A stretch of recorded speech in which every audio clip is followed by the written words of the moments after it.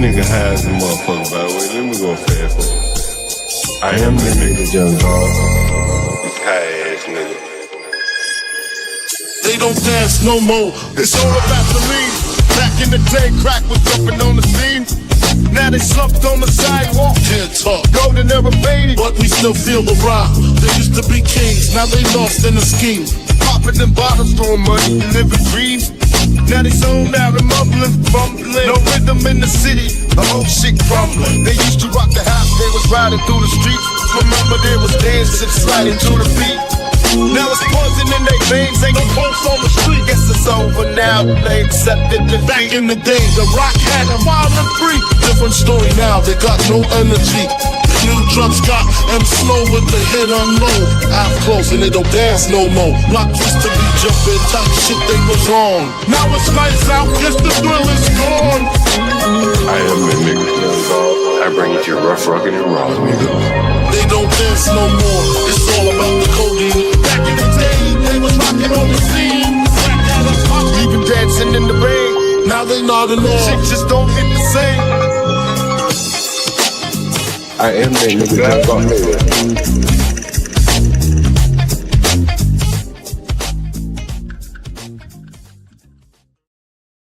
I do bring it to these fucking niggas, rough, rugged, and raw. They give it to black culture like it needs to be given. Goddamn. You know, I was looking for this clip. I wanted to play to show these motherfuckers what the fuck I was talking about. And let me show you this right here. I was going to lead off with this. We're going to talk a little bit about economics and the draft reaction here. And I was going to lead off with this clip. I hope you can see. Nigga must have asked Hampton, please take it down. This nigga beat me over my big hat head with this clip where I said, blacks need nigga, but you know I done played it, so I got it on video. I'll go back and find this motherfucker. But look, I said, they supposed to taking it down and remove it because I had him. I proved my point right here. I proved my point right here on this clip right here. Where that big head nigga, he was like, man, we need some economics training. I'm like, what? What you need is to figure out how to, do business as it already is. You don't need any training, all this kind of bullshit you talking about. And there's proof of that. Hell, we had a black man with $10 million and he was willing to give it up to a woman because he couldn't control himself. And he was, let's see this, he took it down. Nigga, I can go back and find the clip. I can go back and find the clip. This must have been from 2 days ago. You're whites and your neighborhood better than B. Brady's whites. You know what? I don't know how to answer that kind of a racist question. Let me whip out my anti-black racist. We're talking about white people. We ain't talking about blacks. We're talking about white people. I want to know the quality of whites that you live around. You know what? And you are going to want to know for the rest of this session. Yeah, whites are human beings, HB. They're not livestock. We don't look at their teeth like they're African slaves. And that was the thing. And so, apparently, some people do look up to white people a little bit more knowledge because I bet you Shannon Sharpe, I bet you niggas the world over ask Shannon Sharpe 50 cents, $1, $100, $1,000. Bro, man, help me invest in a business. I want to open up a business in my neighborhood. Shannon Sharpe, I'm like, man, get the fuck out of my face.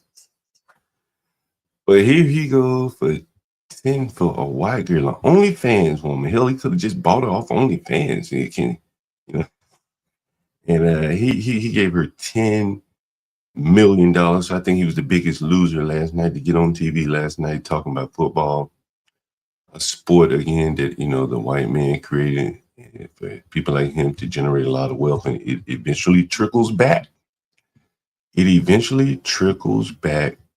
Because again, these people are not content with building up their own things. They want, very desirous of other people's things. And here's a couple of clips. Here's a clip. I don't know if I can play this on. Let me share it. And I'm waiting on University to come up here. We're going to talk a little football from last night. Here's a clip. Shannon Sharpe here. I guess he's talking to Stephen A. Smith. I'm not sure. to do whatever you tell me to, drill sergeant? That's a brilliant idea. You must be a damn genius. You must have an IQ of 160. Now get the first tape. Hold on. I run this shop. I don't care what drill sergeant is. You heard me? First takes in the house. This is a new day, baby. Bigger than 5. Bigger than 5. Bigger than 5. And that's Shannon's job. You know, him and Stephen A. Smith doing their little skip. Here's another clip from Shannon Sharpe. Again, this is the woman that he gave the $10 million to. Here he is explaining it. I mean, you know, he looks worse and worse the more he talks about this thing. Targeted Jay-Z. Tony Busby, to my family, friends, supporters, and colleagues, I want to speak to you directly and from the heart. This is a shakedown. I'm going to be open, transparent, and defend myself because this isn't right. This is all being orchestrated by Tony Busby, who has targeted Jay-Z. Tony Busby targets black men, and I believe he's going to release a 30. I mean, you black men put yourselves in the targets. You should say that. Second clip of a sex tape that tries to make me look guilty and play into every stereotype you could possibly imagine. That video should actually be 10 minutes or so. Hey, Tony, instead of releasing your edit, put the whole video out. I don't have it, or I wouldn't myself. Do you think this nigga really want that whole video out? He probably call him nigga, hey nigga, big buck, some shit like that. I mean, that's how they refer to themselves in the text message. Baby gravy and shit like that. I mean, this man has really made a fool of himself with a 20-year-old girl, and she's looking to cash in now. Jesus Christ, it's fucking amazing. It's amazing. Myself, you know what happened, and you're trying to manipulate the media. The encounter in question took place during the day at her invitation, and now that appears to be a deliberate setup. Coordinated. So you just walked into all these fucking setups. Man, damn, how fucking dumb could you be? By Gabby, also known as Carly on OnlyFans. So you know her OnlyFans name. Gabby and Tony Busby want $50 million. What they're getting is sued for defamation and trying to take me down. My career is all about real talk and honesty. I know my family and fans know exactly what this is about. And I'm going to be out there telling you whatever I need to say, just like I always do. I love all you guys. Man, this guy, he ought to be fucking embarrassed. Shake down or not, doesn't matter really what the situation is. I mean, like, he should be fucking embarrassed, bro. You only get, man, bro, this man got children. And when I hear him got his head pounded on the football field. And I bet you he didn't make more than $30 million, right? I guarantee you. Let me see what Shannon Sharpe's earnings. Because I think he said he made more podcasting than he had in the NFL. And let me see what Shannon Sharpe made. Shannon Sharpe career earnings. Shannon Sharpe career earnings. Shannon Sharpe career earnings here. Damn, how do I change my Google search? My search back to Google here. How do you do that? More tools, settings. I think it's settings, right? Fucking Yahoo got me going here. Search engine, yeah, search engine. Search engine. I don't want Yahoo. Yeah, set it default. All right. Yeah, Shannon Sharpe's career earnings couldn't have been that much. Career earnings. I bet you didn't make more than $30 million. 30. Oh shit! I was. Look at this shit. Shannon Sharpe earned an estimated $22 million in salary in his 15-year career. You come up, Universal. In his 15-year career, he played for the. Wow, he's fucking amazing. Yeah, what's up, Universal? Hey, what up? I'm in the car, so you had to bring me up about that. Oh, yeah, no problem. Let me go. Shannon Sharpe earned an estimated $22 million during a 15-year football career. That's about what? 1.5 a year, right? Give or take. And yeah, that sounds about right for a tight end at that time. Right. And his highest paying year was when he made $5 million with the Ravens. So here he is, right? And he didn't bring all that home, right? He had to pay taxes on probably half of that. Yep. And the agent's cut as well. And agents cut 30%. And so she was going to get half of his. Ooh, it's a cold game, bro. It's a cold game out here. Ooh, wee, man. Oh, man. Damn, she was going to get basically everything he brought home. She was going to get all of it. Is that right? Correct. Basically, Pretty much. probably brought home 10. Pretty much. He was willing to offer her the whole 10. his whole NFL football career. That's $5 million a cheap. Hey, man. That must be some premium white JJ, man. Jesus Christ. Woof. And so here's Shannon Sharpe, man. This is when blacks talk about they don't have any wealth in their communities, man. I mean, it just went up in smoke right there. J Dub said his coworker is a little racist.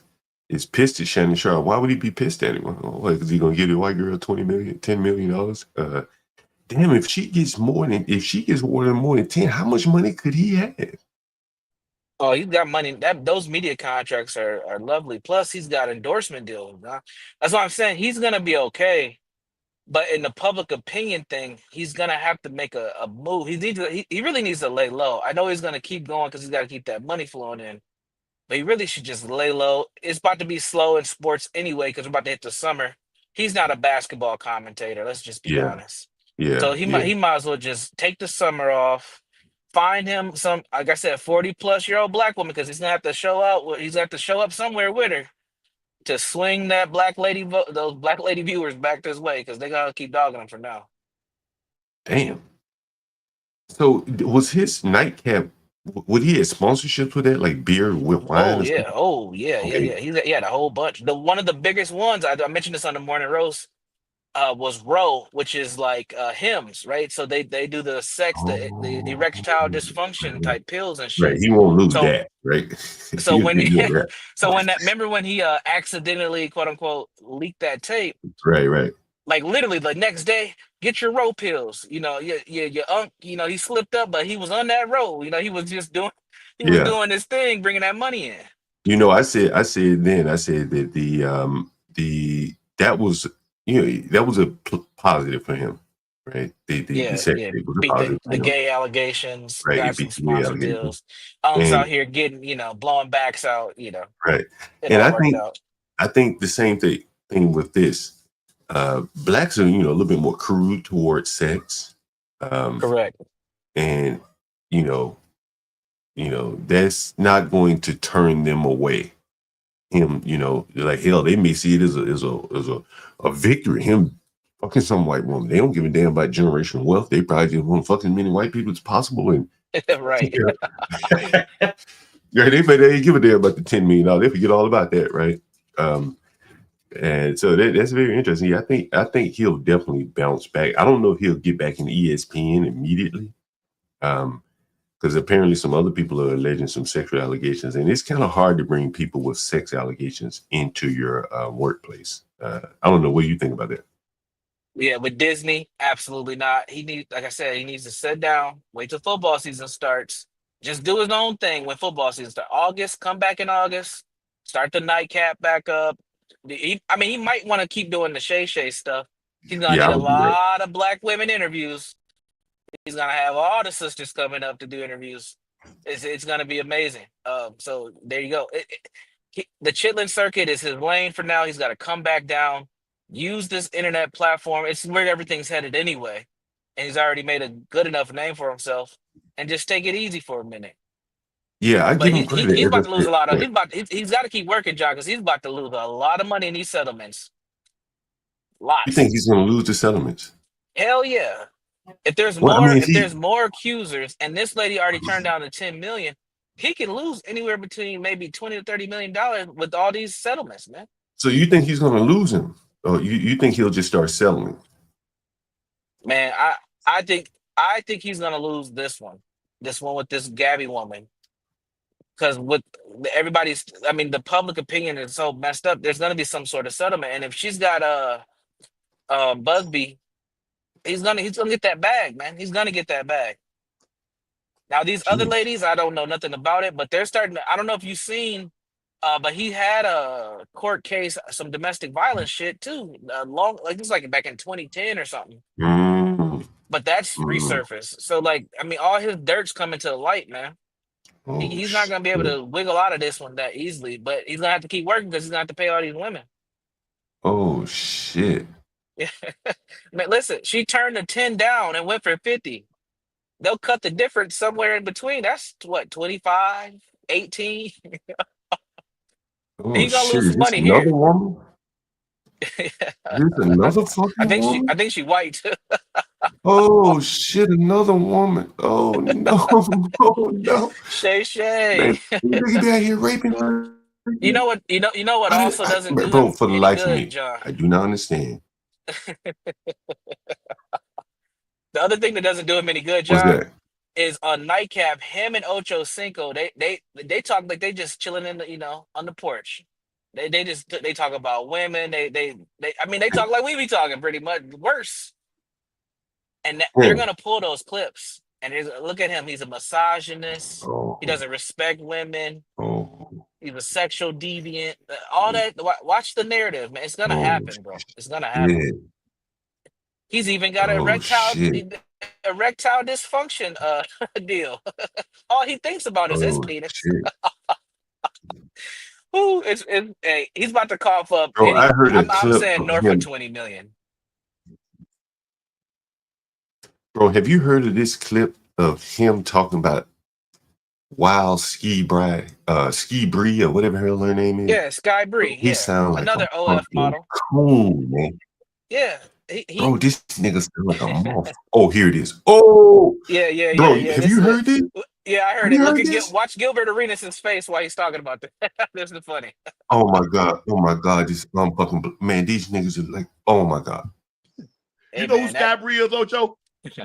Sky Bree? This nigga talking like he done found the cure to cancer. That's the cure to black men's cancer right there. White meat, that magnolia milk, baby. Woo. That nigga, do you know what is Sky Bree? Who that is, coach? Just gonna be my baby mom. Tongue out. Yeah. How I do it. Hey, woo. Ooh. Hey man, these niggas deserve to be broke, man. Go out there and bang your head on the football field, nigga.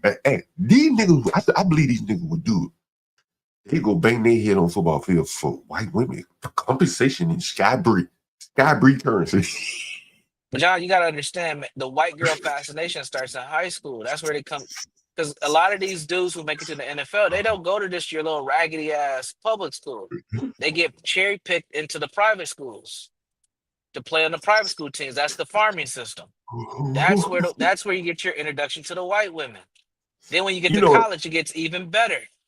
You know, a lady friend of mine speculated that is where most of the interracial dating starts. Like, these guys go to college and, or high school in this case, and the women start to, pick them off. They're studs, wherever they are, But now we're kind of seeing that the women are becoming the studs. Look at how goofy old niggas acting. Look at this here. Sky Bree. How I do it. You know who Sky Bree is, Ocho? Sky Bree? Who that is, coach? Yeah. How I do it. Hey, Sky.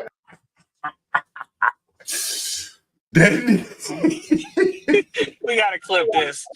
Oh man. How I do it. Lord, these niggas, have mercy on my soul. Have mercy on my soul. I mean, who is that? Help me out. You know what I'm saying? She little something. She might be famous for vertical activity that she's good at. She a hooper? Oh yeah. Who she play for? Who she play for? She got her own little thing, Huh? Man, y'all need to stop, man. Y'all be on that bull jive, man. Hold on. Who she play for? Who she play for? Back in the day, she could have been on my team. She played for on her back. God damn. These motherfuckers 50 something. Hey man, them flatback Supremes is cashing out, man. Listen, these OnlyFans girls making more than these WNBA players. Easy. And these athletes and these high profile black men, and there's other men too, these corporate men, they eating it up, man. And he's just the next one to get caught in this storm. But this is it. I say it all the time. I get flack for it. I know Kimmy don't like me no more for it. Dating has become transactional. This is just a high level version of it right here. Yeah, they out here praying he's on getting people. caught. Yeah. And he just caught, man. You know, bro, I was listening to some of those text messages and I'm like, damn, like maybe he should have caught this. You know, like maybe am I being set up here?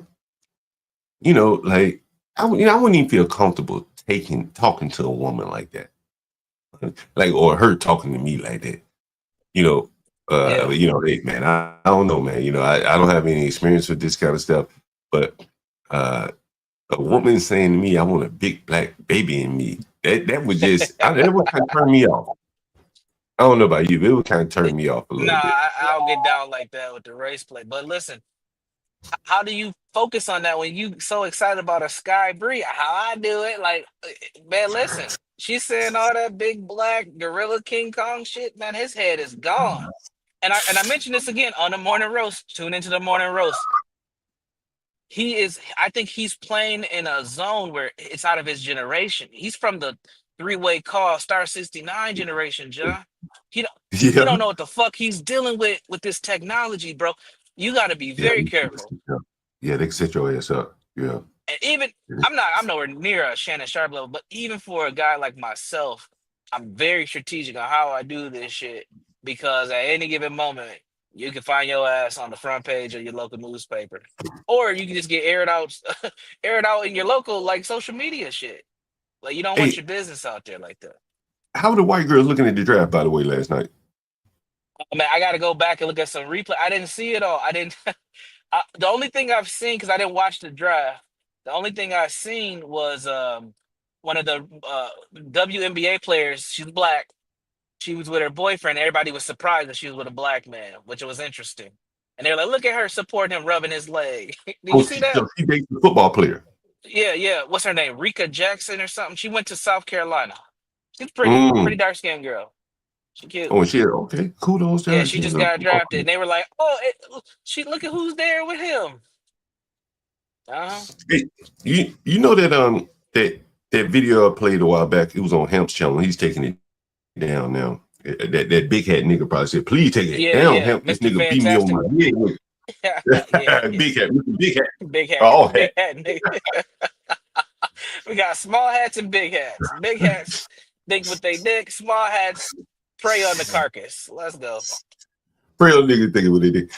And so like I wonder if he saw that Shannon Sharpe was about to offer that woman $10 million, and can he patch it together? Maybe this is why we don't have money.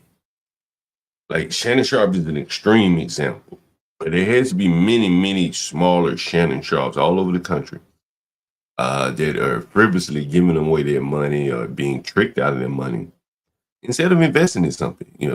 Shannon Sharpe has done very well for himself. And again, like, he has children. I know he has at least one child, a daughter, if I'm not mistaken. And I bet you that daughter couldn't have walked up to him and asked him for $1 million, let alone 10. And, there's a connection there, bro. Like, he out here living without any thought to his legacy. Right. He just fucking having a good time, bro. You seen that Sky Bree shit? How I do it? She's playing on her back. Like, they're not thinking anything about their legacy, bro. And I think the same thing applies to Shedeur. There are some parallels here between Shannon Sharpe and Shedeur. And here's a clip of Dion and Shedeur, and just look who he's with. Another big hat. Another big hat, nigga. Yeah, another big hat. I can't even fucking play it. They always got music going, but you see he's with the other silly ass nigga, Gilly the Kid, whatever. Gilly the Kid, yeah. And then you think about how he had rap music in the locker room, so on and so forth. And so you start to ask yourself, like, can these people really foster a lead, the next generation. Like Dion, I think, was Tom Brady's father a coach? Tom Brady's whole family are athletic people. Right, right. And they were able to mold. They were able to mold him into the greatest quarterback ever. Yes. Right? Yeah. Now, I read you the earlier clip where the guy says this boy probably would have been better served in another position. Right? That was some position he probably could play better than quarterback. Would you think that's fair? Yeah, probably defensive end. His body shape doesn't fit anything else but a DN outside of a quarterback. Had he been training to play one of those positions, he might would have been good at. Yeah, he'd probably be better than his brother at cornerback, to be honest, or safety. Right. Mm-hmm. And so, but blacks have been very desirous to be quarterbacks in America, right? And you went over all the top black quarterbacks, the ones that should have been the best. I don't even know if there was an all-pro on the list. Was it? No. Cam was at one point in time. He did win MVP. I think was he co-MVP or did he win the MVP by himself? No, he won it by himself that year. Yeah. I was thinking Steve McNair won the co-MVP with Peyton Manning. Yes. Yeah, that was. But again, this should be a wake-up call. It could almost be like taught in parenting one-on-one. That at some point, for the better of your child, you may need to, seek better tutelage for him. You can't get him to where he needs to go in some cases. I don't think Dion had it in him to mold and build a quarterback. A cornerback, sure, but not a quarterback. I've seen Dion coaching corners, and I said, yeah, he got it. He can coach that shit because he know it. And he's authoritative when he's talking about coaching corners. That's what he does. That's what he's very successful at. But outside of that, hell, he didn't go into the defensive huddle. How the hell would he know about any other position on football? Correct. And I think a lot of times these same things happen in the real life. And they end up with just as disastrous of results as they do on the football field. You end up with Jamarcus Russell being drafted number 1, and he flames the hell out, right? Yeah. And similarly, out in the workforce, you got a lot of black people who they want to be that quarterback, but they're not the quarterback. But they insist on being the quarterback, and they end up being like Jamarcus Russell or Jameis Winston or any of the other guys that flame out after having been drafted early on. And I think that if the media had been honest about Shedeur, he wouldn't have been embarrassed last night. Right. If they had scrutinized him and allowed him, if he had been white, I don't think he would be embarrassed last night. Yeah, I agree with that. I think, honestly, man, I think he did a lot of things wrong leading up to the draft. I think he hurt himself. Obviously, the flash and dash all throughout this season would, hurt him, and last season. But I think there were some moments that he could have fixed. He shouldn't have dropped no music videos. He shouldn't have been. He should have showed up to the combine, and he definitely should have been in that draft room last night. Those things might have helped. But I think all that just shows I'm bigger and better than everybody. I got the bigger chain. I'm legendary without even doing anything yet. And that doesn't work. I'm telling you, the flash and the DEI mindset is over, man. That flash and dash shit's done. And the NFL's moved away from all that in racism nonsense. Like that, let's get back to the basics. We're done. I think it's a classic example of he built from the roof down. Right? Yeah. He doesn't have the fundamentals of some of the lesser quarterbacks. Drop back, passing 3, 5, 7 step drops. None of that was said about it. Those are the fundamentals. If you're building a quarterback, assuming his arm is strong enough, you're going to start on, hey, man, this is how you take a snap from center. This is how you take a 3, 5, 7 step drop. This is how you read. Man, all of those were either not mentioned as attributes of him or mentioned as weaknesses of him. How could you have your own father who knows quarterback play better than anyone, who should know how to, the opposing quarterback. How to pick it apart. Yeah, as a corner, he should know how to pick it apart. And he should be telling his son, like, hey, son, you know, you got to get these 3, these 5, these 7 steps, right? This play action, fake handoffs. The boy has none of that. All he does is just whip it down the field. Man, it is truly a failure of epic proportions if you really put it in that perspective. And he failed that boy. He should have let that boy go off somewhere else. He should have had the knowledge to understand, hey, you need to go somewhere else and play under someone that can get you to where you need to go. It's truly amazing. Truly amazing. It's another legacy scorn today, University. Hey, man. It's the black way. It's the only way to do it, apparently. So, but I think you're right. This does, you know, the Shannon Sharpe thing, all this is all meshed together, man. Like, not having a foresight future, not being able to see beyond the now, you know, having attention, that is a currency. It does matter in today's world. But if that's the only thing you got, you know, you're not going to be able to survive long term. I think, you know, as Black people, we have such short term thinking on so many aspects of our lives that we end up losing, and we don't think in systems. In a lot of other groups, they think in systems or networks. We struggle with that. It's just one of the things we just don't do well. Even I think even other types of Blacks struggle with it too, but they still have a culture to lean on. It's not this sub-American culture. So they still have, you know, those Caribbean roots and connections, or the African network. It might be dysfunctional, but it's better than what the Black American has, unfortunately. Yeah, I mean, Go ahead. ahead.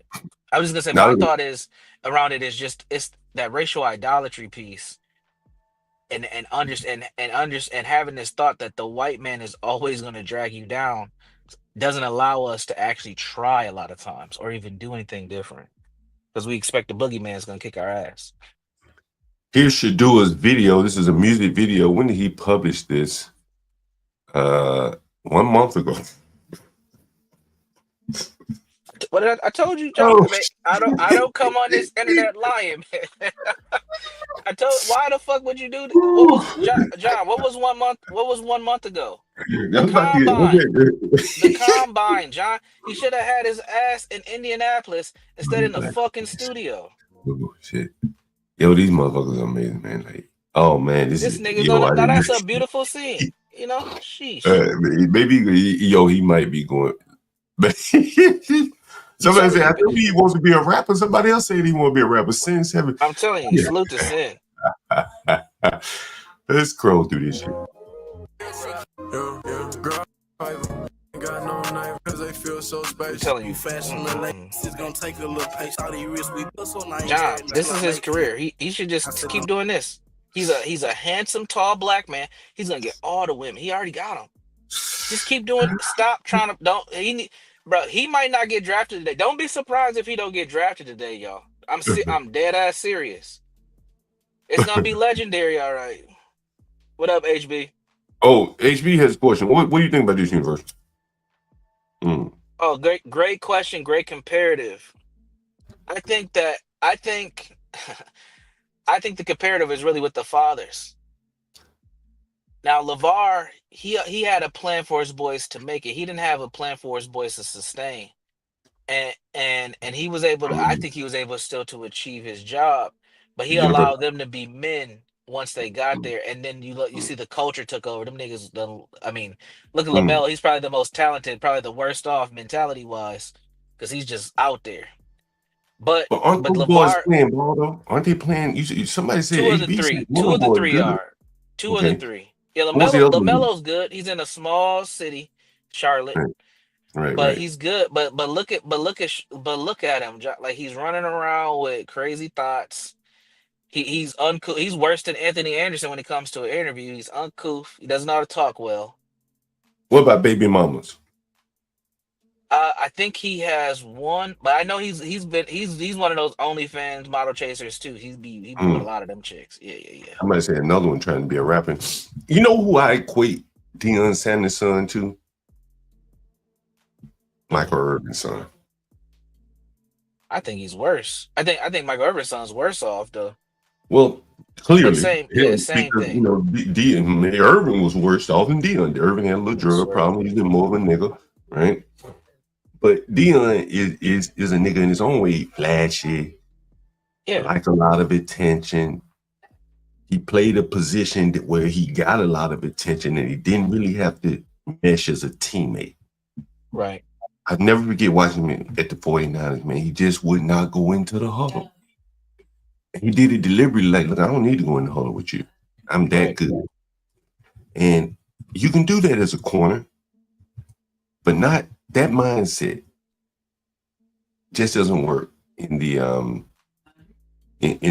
as a quarterback. And I think that's probably that mindset probably seeped into that boy. Correct. And, someone said, HB says, I think as Chase Mello allows a difference. Mello chases thoughts, yeah.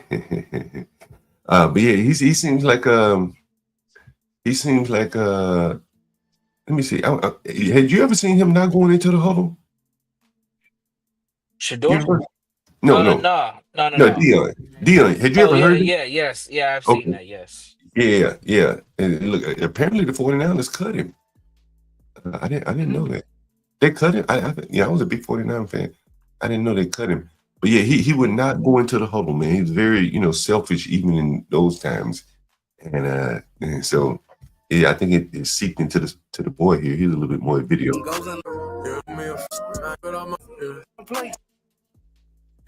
How would he even get in contact with this big nigga? Who is this nigga? Do you know who this is? He's probably some nigga he played football with back in Texas. I wouldn't be surprised. But they're all rappers. The older brother, I think, has a really good sports media career as far as like filming and stuff. He's really talented.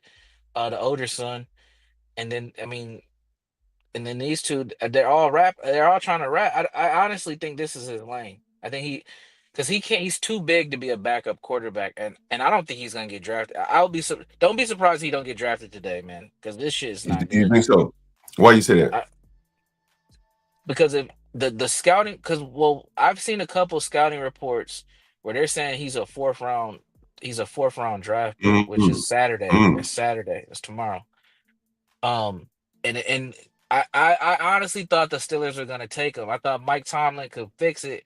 And when Mike Tomlin went defensive tackle, because he got the guy I wanted the Vikings to get, I was like, fuck. I'm like, it might be over for Shedeur, bro. He's too big. He's too big. He got too much attention to be a backup quarterback. Yeah. And whatever team takes him, if their starter gets hurt and the Shedeur show shows up, it's gonna be a shit show. Yeah. It's gonna he be ain't ready for the NFL. He holds on to the ball too. Now, like I said, I think he's a good quarterback. I do. I think he could. But the mentality, as we're saying, he doesn't have that, man. He just doesn't. He's too flashy. That big gold chain, if I had seen that and he was on my draft board, I would have taken him off. I would have taken him off my draft board. No lie. Yeah. I ain't dealing with that kind of bullshit. You know what I mean? I'm not dealing with that. And he builds his own draft room. Like, man, you can't, as a leader of a franchise, you can never outshine your people like that. You're already the biggest star. He's never gonna be a Mahomes. Hell, he won't even be a Lamar Jackson. The way he's acting. Hunter went to the Jaguars. He got drafted second yesterday. No, wait a minute. So that makes the first two players in the draft black. Right? Yeah. Man, this shit ain't about race, man. I'm trying. People need to stop this. Most of the people drafted last night were black. Stop it. Well, here's what I brought this up last time, and people expect this from me, so I give it to you, right? We went over the top black quarterbacks drafted. I couldn't believe Jamarcus Russell was one of them. I mean, that nigga there. Yeah, 2007, Jamarcus Russell. Yep. And you sprinkle in a few Dante Culpeppers as well. You weren't drafted number 11. You drafted 10. Get your roll on. Oh man. And you named them all earlier, and yeah, bro, this has been really a. We should do a matter of fact. I'm going to set up a stream right now. the tragic failure. What did we call it? Universal in the last stream, we said black first. The tragic failure of the black quarterback. what was the name of it again? Black first. Black first. The tragic tale of the black quarterback. Yeah, we're gonna have to do that because I think they have been so desirous to be the best quarterback, and I think that what we're going to see clearly is that most of the quarterbacks coming along now are going to be black, or the ones that are going to be drafted higher are going to be black. Yes. But I don't know how good. So it's their first failures. I need to come there with all them niggas on there. Man, the last 3 number 1 picks. This is why this is not about race, people. The last 3 number 1 picks, including last night, were black quarterbacks. They're black. This ain't about this. This is about Shedeur's flashiness. Now, it does have to do with race, because this is what black people do. We don't see no white quarterbacks doing this shit outside of Johnny Manziel, and he had the same result. The same result. I think Shedeur is gonna have a Johnny Manziel career. The shit's going to be done. Oh shit! Look at this right here, Universal. I don't even know all these motherfuckers. I see Caleb Williams. Oh, was it AR-15? We can talk about the first 5 picks in the draft, black quarterbacks, and how they've done, and that's going to be even more eye-opening. Oh, because a lot of black quarterbacks will go top 5, and Mahomes won't count because I think he was drafted 7. Oof! Look at this headline here, Universal. I searched for black QBs picked first in draft. NFL history, a complete list of black quarterbacks drafted. Let's see what the list looks like. It's got to be bad. Was Charlie Ward drafted? Yeah, Charlie Ward was drafted, but he didn't play. Charlie Ward didn't go first, and Charlie Ward didn't decide to play football. Remember, he went to the NBA. Oh, sorry, this is Cam Ward. Sorry, Caleb Williams. I think he's going to be a bust. He wasn't picked number 1. Damn. Jane Daniels is picked number 2 overall. Yeah, I'm telling John. In the last 10 years of the draft, there's been at least 1 black quarterback taken in the top 5, at least 1, from RJ3 all the way up.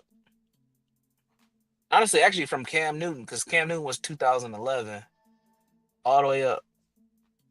Damn near all these niggas are busted. A lot of these niggas are already busted out or gonna be bust. He's gonna be a bust. That's my point. He's a John. bust. That's my point.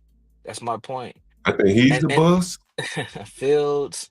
Well, he's not black though. They count him as black, but he's Samoan.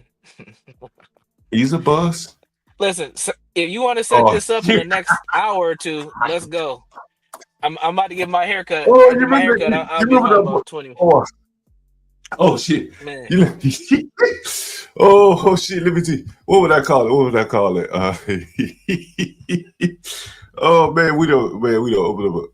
Man, I mean, they've demanded it, and I think they've cleared enough whites out of the sport to where there's going to be a lot of first failures. I mean, first failures.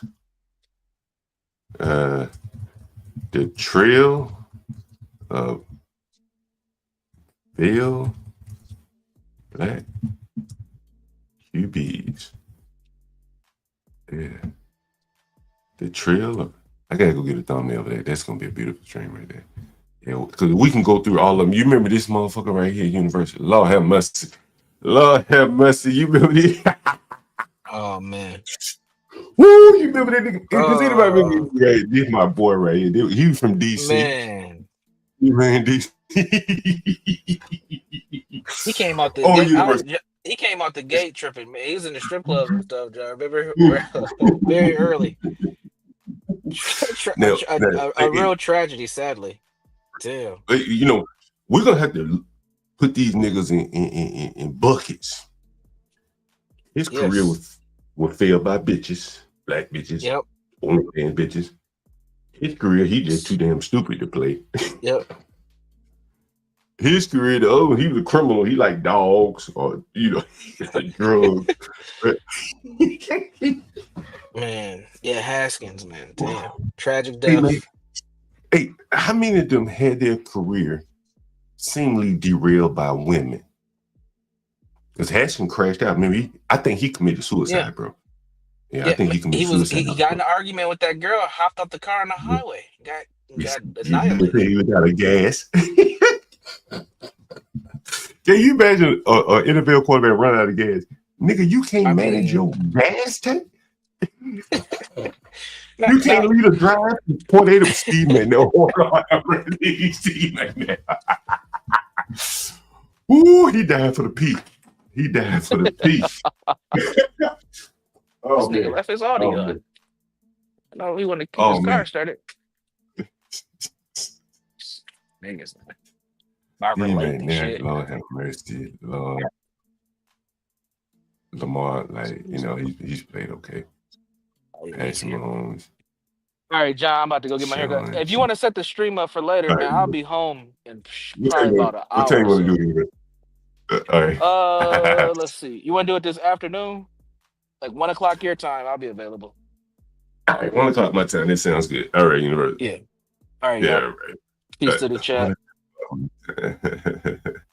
My bad, Universe. I didn't mean to drop it there. Damn.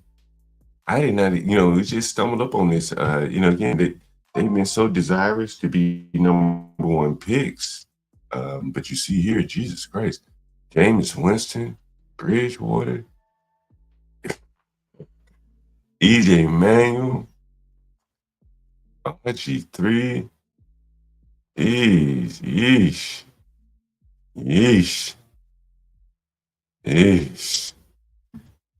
This might be the worst one of all right here. Jeez, man. Marcus Russell. I like Jason Campbell. Vince Young. Oh, who remembers Vince Young? Who remembers Vince Young? Jesus. Hey. Who remembers Vince Young? Where did my lighter go to here? Give me a second. The lighter dropped down on the floor. What the fuck my lighter? Jesus Christ, Marcus Russell. All these sorry ass quarterbacks. I like Jason Campbell, though. I will say that. Jason Campbell. I did like him. Oh, Byron. Byron. I used to call the nigga Byron. Yeah, Jason Campbell, you know, you definitely solid. You know, one of the things about being a quarterback, if you're not going to make it as a starter, he did very well. Jason Campbell did very well as a backup. You can make millions of dollars, play a very long time. He'll even have to play. Give me 1 second, guys. Give me 1 second. Give me 1 second. Give me 1 second, guys. But yeah, you can make a lot of money as a backup. Give me 1 second, guys. Feel like I should go. Feel like I should go. Feel like I should go.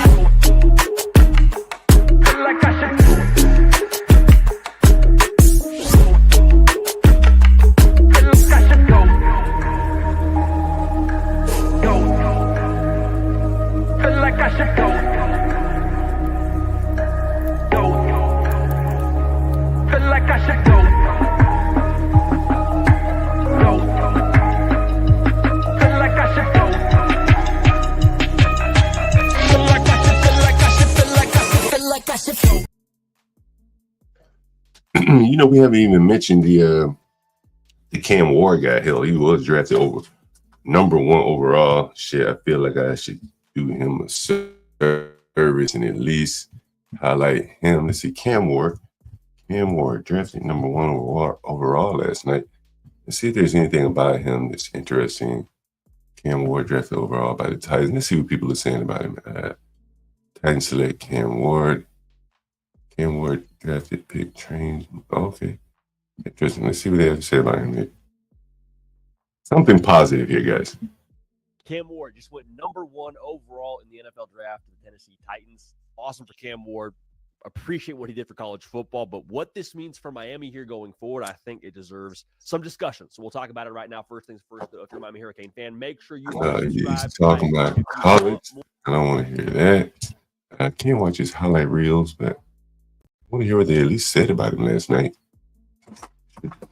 You seem to be all the talk, man. But I think I love all the points that Peter makes. You know, that's the thing. This is the Pat McAfee show. You bring the recruits in or the prospects in, and you go out and talk to them. Everybody that they touch is part of that process. So I thought the points that were made are so important. You know, whether it's the security director, the people in the cafeteria, all that factors in, because you know, at the end of the day, the hardest thing to evaluate is the EQ, the emotional. Oh shit, they got music on in the background. Anyway, they seem to be fairly positive on the guy, so it should be interesting to see how he plays out. It's just kind of shame he was overlooked by the other guy there. What was his name? Shedeur. Cam Ward. Let me see who he came up with. And they showed him being drafted here. See if there's any video of that. Who did he come up with? Cam Ward selecting it's an ad, always an ad. Give me a second. 10 seconds to be exact on this ad here. Yeah, speaking of that, while the ad is playing here, I want to get out and do some more street interviews. So one of the things we want to do is in different places, and we have a goal here to collect some funds for the portable power pack. So anyone interested in seeing more street interviews at different locations, DC has a lot of great places to do street interviews. When there are protests, the malls typically are the best place. I was talking to Barney about that, and Barney was like, hey, let's go out on the street. I don't like to do the stand-up street interviews. I don't, I prefer people come, sit down, you can have a little bit more interesting conversation. And plus I already have the equipment for that. I don't have to go buy mics and all that stuff to be walking around and all that. So if you're interested in that, more street interviews, feel free to, you can contribute by Streamlabs or the Cash App or however you want to do that. Shit, we probably have an Amazon bundle or something that you could contribute that way as well. Just to make more interesting content here. Let's see. And here is Roger Goodell. He's announcing Cam Ward. I'm trying to see who he came up with here. Select when they called him Cameron Ward, quarterback, Miami. So the expected is now official. Okay, he didn't have a girlfriend or anything there. Okay. That's Cam Ward being drafted. Let's see.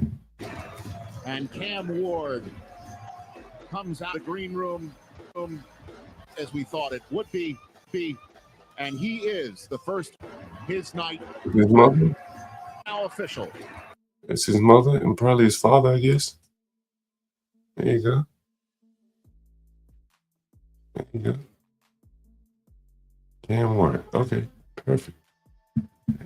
Like my first time really seeing the guy. Cam Ward there. Anyway, what did you guys think about the draft last night? If you have a favorite team, who did the Cowboys draft? Offensive lineman or something like that? How my tenants doing? How they do? Which one is your favorite, John? What do you think? Shallow. I heard that someone suggested that he should move to safety. Or was he already a safety? Was he trying to play corner? So if he's trying to play corner in the league, he may have to move to safety. I'm not very familiar with him, but safety is probably an easier position than corner. But he has no better tutor for playing corner than his father. So if he has the ability to play corner, I think he'll do pretty well, to be honest with you. But, if you watch Dion at all, though, he had like the gift and the curse, and that he was so good at playing, man to man. And I can't say if he ever learned how to play zone, but there was never a need for him to play zone. You may play zone on the other side of the field, but he excelled in man to man to the point that I wonder how well would he be in teaching, someone who isn't as skilled as him to play zone. So that and most corners have to be able to play zone. So So that'll be interesting to see how his career turns out. But maybe we'll look him up. He didn't get drafted yet, right? He'd probably be third round. So I think the expectations for him would be much lower because I think he's playing a much more natural position. I think they have, and I've said this over and over, I think Shedeur was in a position that didn't fit him. It didn't fit his personality. It probably didn't fit, his ability. And I think what we're seeing now is the outcome of that, and that the people who have to be honest and judge him honestly. You saw that last night. The honest assessment of him. The media, as we see, they don't have to be honest. They can come out, they can praise a guy, and he doesn't even have to be very good. They can praise all the good things about him and just overlook the bad. And I think that is what happened with Shedeur. And for the people who maybe don't have any experience in management or anything like that, when you see, your top guy behaving like Shedeur, and you're needing a guy that's going to be a little bit more humble, he becomes a real severe red flag. Anyone that's ever run a business, anyone that's ever had employees of any sort, or just dealt with other employees, can you imagine dealing with a Shedeur on the job? Someone that feels very entitled, may not want to work very hard, may not, it's possible. Those people tend not to work as hard as the people who really, really want it. And Deion talked about that. Shedeur, has anyone heard the Deion clip, by the way? Has anyone heard the Deion clip? I'm going to play it. I played it earlier, but we had a little lag issue, so I'm going to play it again. I want you to hear this.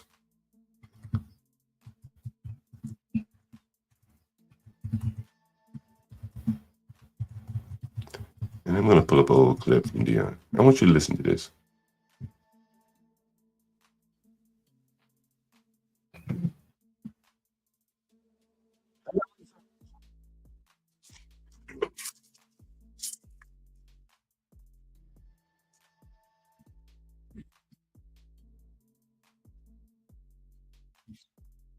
Oh shit, I didn't share the tab. Let me pull it up here. Here it is. Here. This is Deion. I'm sharing it. Oh, let me add it to the screen. This is Deion here. But yeah, let me get a better video for you. So this is Deion on two-parent households. And I want you to just take a listen to this. And I think when you really pay attention to what Deion is saying, he's probably right, but I think he's drawing too much of like a causation correlation here. And here's Jason Whitlock talking about it.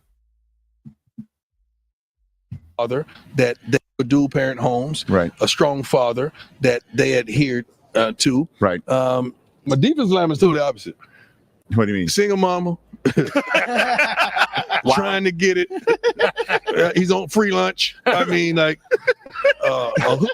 I'm talking about just trying to make it. This baby mama culture, 75% of our kids being born to unwed mothers. We're not developing, cultivating leaders. And again, all we want to do is talk about racism. We don't want to talk about the foundational piece that God gave us, family, mama and daddy, and the breakdown of that and what the repercussions are for that. We can't even address this. All we got is just racism. That's why there's.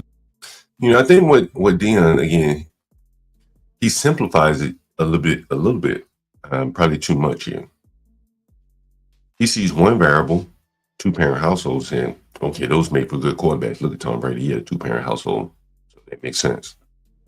But Deion's son came from a two-parent household, but he has the defensive end mentality. Big gold chains, rap videos. That's a defensive end mindset. Single family or not, single parent, two-parent household. If you came out of that, you're probably more inclined to be, on the defensive, non-thinking side of the ball. The two-parent household is going to, hopefully, steward someone to be more of a leader. I don't think Deion fostered that. And more to the point, as I said, well, it doesn't matter whether he was married at one point. It doesn't matter if he was divorced or not, because I don't think the marriage particularly matter. It's their view of the world. And this is what I keep talking about all the time. And I'm going to see if I can show it here to better explain it. Dion said, was it Shedeur? Shedeur. I didn't even plan to talk about this. County.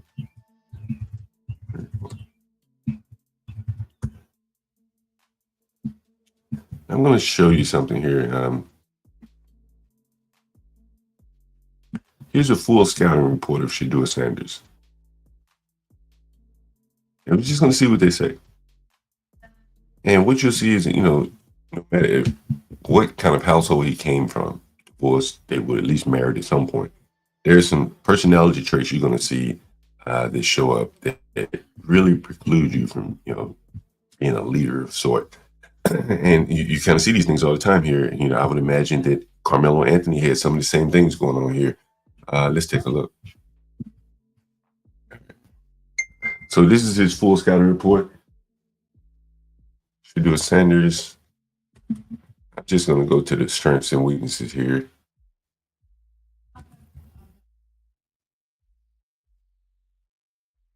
Wow, they compare him to Geno Smith. Okay. That's no bueno. Josh Edwards, no bueno. I would have thought they had a full scouting report. Okay, here it is. Big 12 Offensive Player of the Year, sets school records for passing touchdowns, yards, completion percentage. I mean, read into that what you like. 52% of his yards came after the catch, more than all of the top quarterback prospects in this year's draft class. That's a very good statistic. 55% completion rate when pressured last year was second best among the top quarterback prospects. That's pretty good. 8.7% TD rate when pressured was the best, barely ahead of Cam Ward. However, he threw 5 interceptions when pressured, more than all but 4 quarterbacks in the entire FBS. That's a lot of interceptions. You can't have that. And I often say, interceptions somewhat outweigh touchdowns in the sense that depending on where the interception was thrown, it can break the momentum of a team, put the defense back out on the field. In the red zone, he completed 71% of his throws, 18 touchdowns, 3 interceptions, top 6. And the strengths: consistent knee bend, excellent, well-practiced footwork in the pocket, kept his eyes downfield, occasionally rushed when presented, good awareness to keep plays alive or take care of the football. These are all good. Fearless, capable arm, best suited for short and intermediate distribution, through a touch and finesse, very good accuracy and ball placement, typically. Played with patience, concerns, height, and 6'2". Been in the same offense coached by his Hall of Fame father for 4 years. The scheme was not pro style. Now that's very interesting.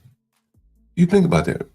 His father played in the pros, had the opportunity to teach this boy pro style. He should have known that teaching his son a pro style offense would benefit him going into the pros, yet he didn't do it. You have to ask yourself again, why didn't he invest in his son by teaching him a pro style offense?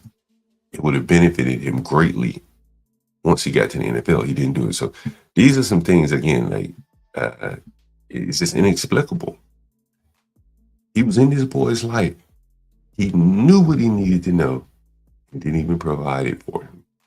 He was the best suited to put him in a position to reach out to someone that could teach him a pro style offense. And he did.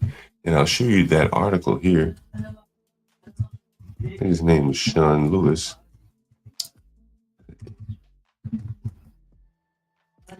And he did it. He tried it, I should say. He hired a white guy.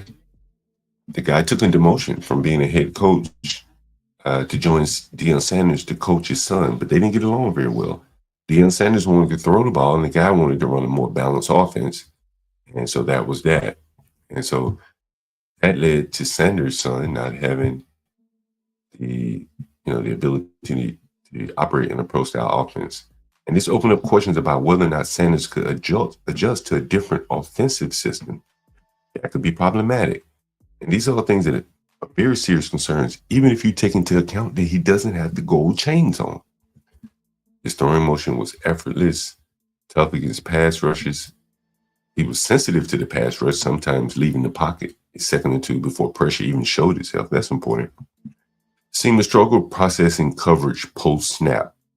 This is what someone said he doesn't have the mental ability to play quarterback, leading him to hold the ball a little too long and deal with too many mistakes. These mistakes that they're talking about are going to be fumbles or sacks or, in the worst case, interception. His last game versus BYU, which is a more talented team, was a very scary example. They say he only threw a good velocity on shorter throws. His longer passes tend to have a little too much air on them and not enough zip.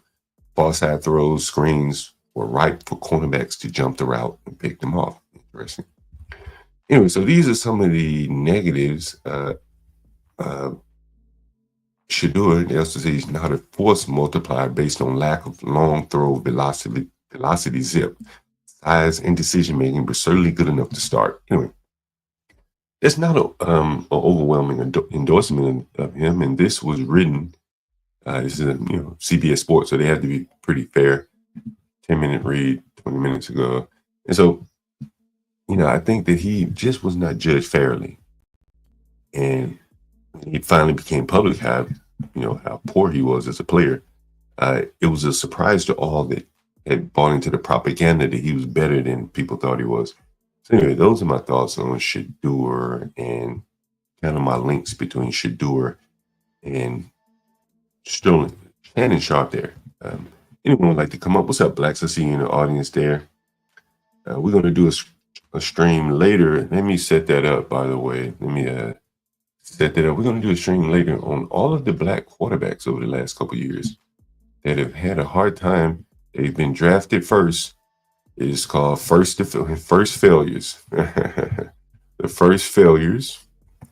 And we're probably going to do that this evening. I have them run somewhere at some point today. We're going to do that. The first failures.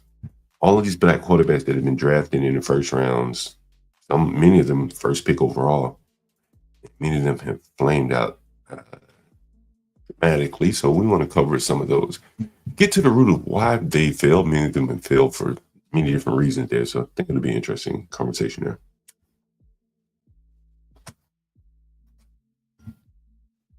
Hey, Blacks, did you hear about Shannon Sharpe giving the lady $10 million, offering her $10 million? She turned it down. She said she wants 30. But he offered her $10 million. Can you believe it? $10 million. That's a lot of grocery stores, bro. And you know what's interesting about this whole Shannon Sharpe thing?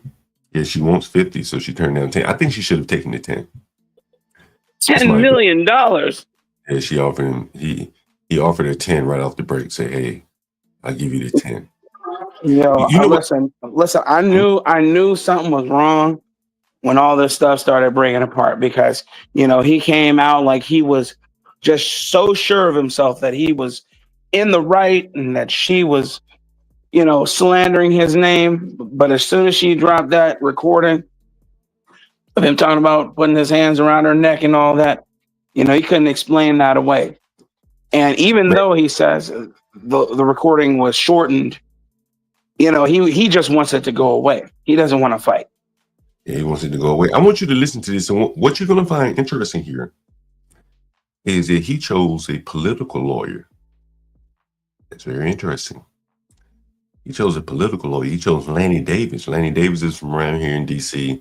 I think he defended Bill Why Clinton. do you think he did that? It's very interesting. Well, I think that he's been around these people. He's been carrying the Democrat water, within ESPN and all that, having to kind of, avoid talking about certain things, right? And so when he came down to him to find a lawyer, these were the people he probably knew or reached out to, and they said, well, hire about Buddy Lanny. But, I don't know if Lanny does this kind of work, but it's just interesting that he would choose this guy. And this is an older guy. He's been around a long time. Again, you hear him here. Listen. One of the biggest stories for again clear effort opinion is intended to be very different in the court of public opinion than they are in a court of law. All that matters in the court of law is the final verdict. In the court of public opinion, have their accept your position right out of the gates. And that's a big part in the Shannon Sharpe case. Lanny Davis, and you may know the name, he represented President Clinton back in the 90s when Clinton had some things sure going did. on. He represented Michael Cohen, the former lawyer for Donald Trump, several years ago. So you see, this is a very political guy, right?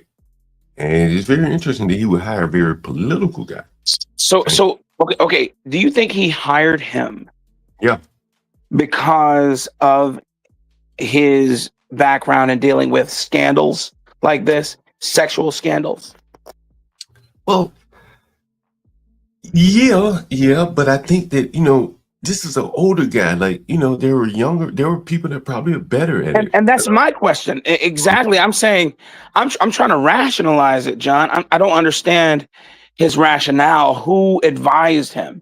Because, of course, Shannon didn't say, I want to pick this guy. You know what I mean? Who advised him that this would be the best pick? And who does he know? Because, you seldom don't pick a lawyer just because you want him to represent you in court. You pick a lawyer because they have contacts. So what contacts does this guy have that he felt he could leverage to help him in this situation? Well, if you remember, like, Shannon Sharpe is working 2 communications organizations that probably are very political.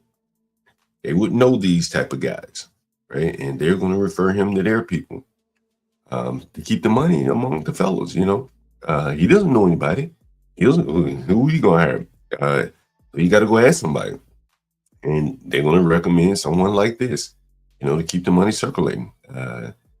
These guys can't control their behavior, and there's a whole. I get that, but like you very poignantly put, there are younger guys with big names out there. I mean, albeit I don't know any of them. I don't really follow celebrity slander law very closely, but I'm sure that there are bigger names out there that have protected than.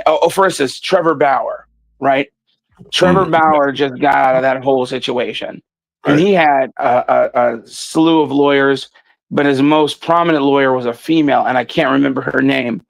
And they got him off of that $100 million lawsuit that black lady tried to keep him in. And for 2 years, this woman ruined his life. He was under a gag order. He lost his contract with the LA Dodgers. He's a Cy Young Award winner, and he's still playing baseball in Japan and Mexico. Can't get back into the MLB. They won't let him, even though his name is cleared. So I was like, why wouldn't he choose someone like that? You think he didn't have the money? Maybe it's a money thing. I don't know. Well, this guy ain't gonna be cheap, bro. Right? This ain't cheap. Let's see what he has to say. It's interesting that this is interesting. Listen to what this guy says. When Cohen had some things going on, and now Lanny Davis is primarily responsible for this lawsuit against Shannon Sharpe. Davis had a press conference yesterday regarding the situation, and one of the big aspects of the effort to prevail in the court of public opinion comes from placing pressure on attorney Tony Busby and the plaintiff in the case against Sharpe to release the unedited tape of what Davis and Sharpe believe were edited into a snippet that suggests a non-consensual, sexual encounter. They believe. See, this one, I think he should have settled, bro. They won't. Well, she didn't want to settle, right? She wanted $50 million. Right. But I think he should have maybe offered her 20. He got it. $10 million is life-changing money. Plus, she had already won or been part of a class action lawsuit with a couple other people, right? What's that quarterback's name? I didn't know that. Huh? I didn't know that. Yeah, what's that quarterback? The black quarterback for not the Browns. I don't remember his name. He had been accused by several women for sexual misconduct, and that's where this is where Shannon Sharpe found her. She was part of that lawsuit because she was one of the accusers. My point is that this girl didn't come out of nowhere. This girl is very well known in the circles. Okay, since she was about like 17. So this woman is now, how old is she? 20 something. So she's over the hill. So she can't command the dollar amount, because they like them young and supple. And when I say young and supple, I'm talking about teenagers. That's what they want. And, huh? Shannon Sharpe's girl is 20. I don't remember. No, my point is he met her when she was 19. So her market value was still up. This is, I'm just saying, I'm just telling you how long she's been in this industry, because she was one of the accusers of that black quarterback whose name I can't remember right now. Watson? Huh? Yeah, Deshaun Watson. Oh, shit. Yes. Yeah, she was. So my point here is, and that was years ago. And my point here is, John, is he knew this. That, this wasn't unknown, and he still decided to stick his Johnson up in her. So I'm trying to figure out, if he knew this, why he would ever deal with her. Man, it's crazy. He knew it was coming, bro. He knew it was coming. Of course it was coming. Yeah, I think he's, man, like what you're saying here, bro, is people who have made money more or less butting their heads up against people and talking shit. But in reality, bro, they're just not that fucking smart. All this shit. I agree. T saying he was so stupid for falling for this. Yeah, he is stupid.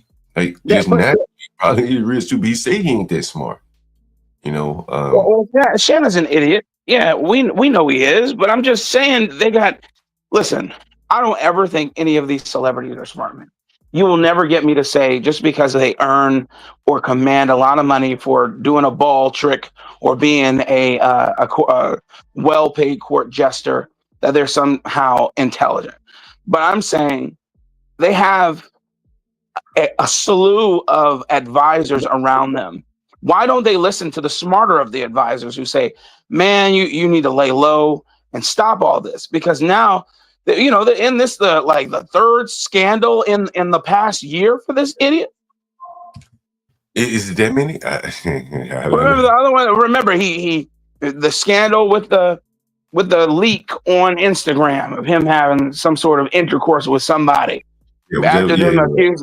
After them accusing him of being a homosexual man because he had or still has a clothing stylist named Dick Print. Okay. I'm just saying that's the kind of guy this dude is, and he just won't stop. And so now his career, I won't say it's over, because we all know the more scandalous these guys are, the more they command. But it's in limbo. He's had to stop working for ESPN, and all he has now is his podcast. And he was on the verge of signing a $100 million contract with, with either Spotify or some big company. He was about to cash in on that podcast he created. So I'm just saying, she knew it was coming. He knew it was coming. I don't think he's that much of an idiot to not know who he's dealing with. These women are not new women. These women are circulated women.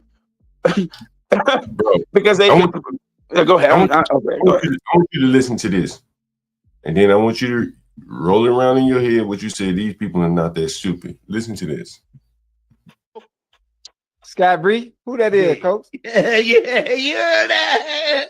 How I do it. How I do it. You're right. You're right. How I do it. Before I forget, did you see Gilbert Arenas' son got placed in a medically induced coma because he got into an accident in his cyber truck? Ridiculous, man. What's wrong with and he a 5-star recruit for USC? What's wrong with these idiots? When I ain't gonna lie, and I hate to even say this, bro. Okay. When I first read this shit, I was like, man, he probably doing something stupid like his daddy was. That was my first. Yes, me too. I say that, but that's what I thought. Nigga probably doing something stupid. Yeah, doing drugs. It was at 2 a.m. Speeding. I just figured you speeding. Those cars are fast. Nigga probably. They are. They are. I agree with you. But I'm saying it was at 5 a.m. in the morning or 2 a.m. in the morning. 5 a.m. in the morning is when it happened. So he was out all night. Okay, it was all night, and I think he was drunk and he was speeding or high because he's in L.A. He's young and he's driving $100,000 vehicle. He's rich, and he can pretty much have whatever he wants. And here they are, man. But beyond that, man, he bought it. Yeah, I was going to say this. Before you go, before you continue, I just want to say this last thing. I knew Shedeur wasn't going top 10, and that's all I wanted to say. All right, go ahead. I knew he wasn't going top 10 either. I'm starting to wonder how far does he fall? He ain't going first round. He's not going first round.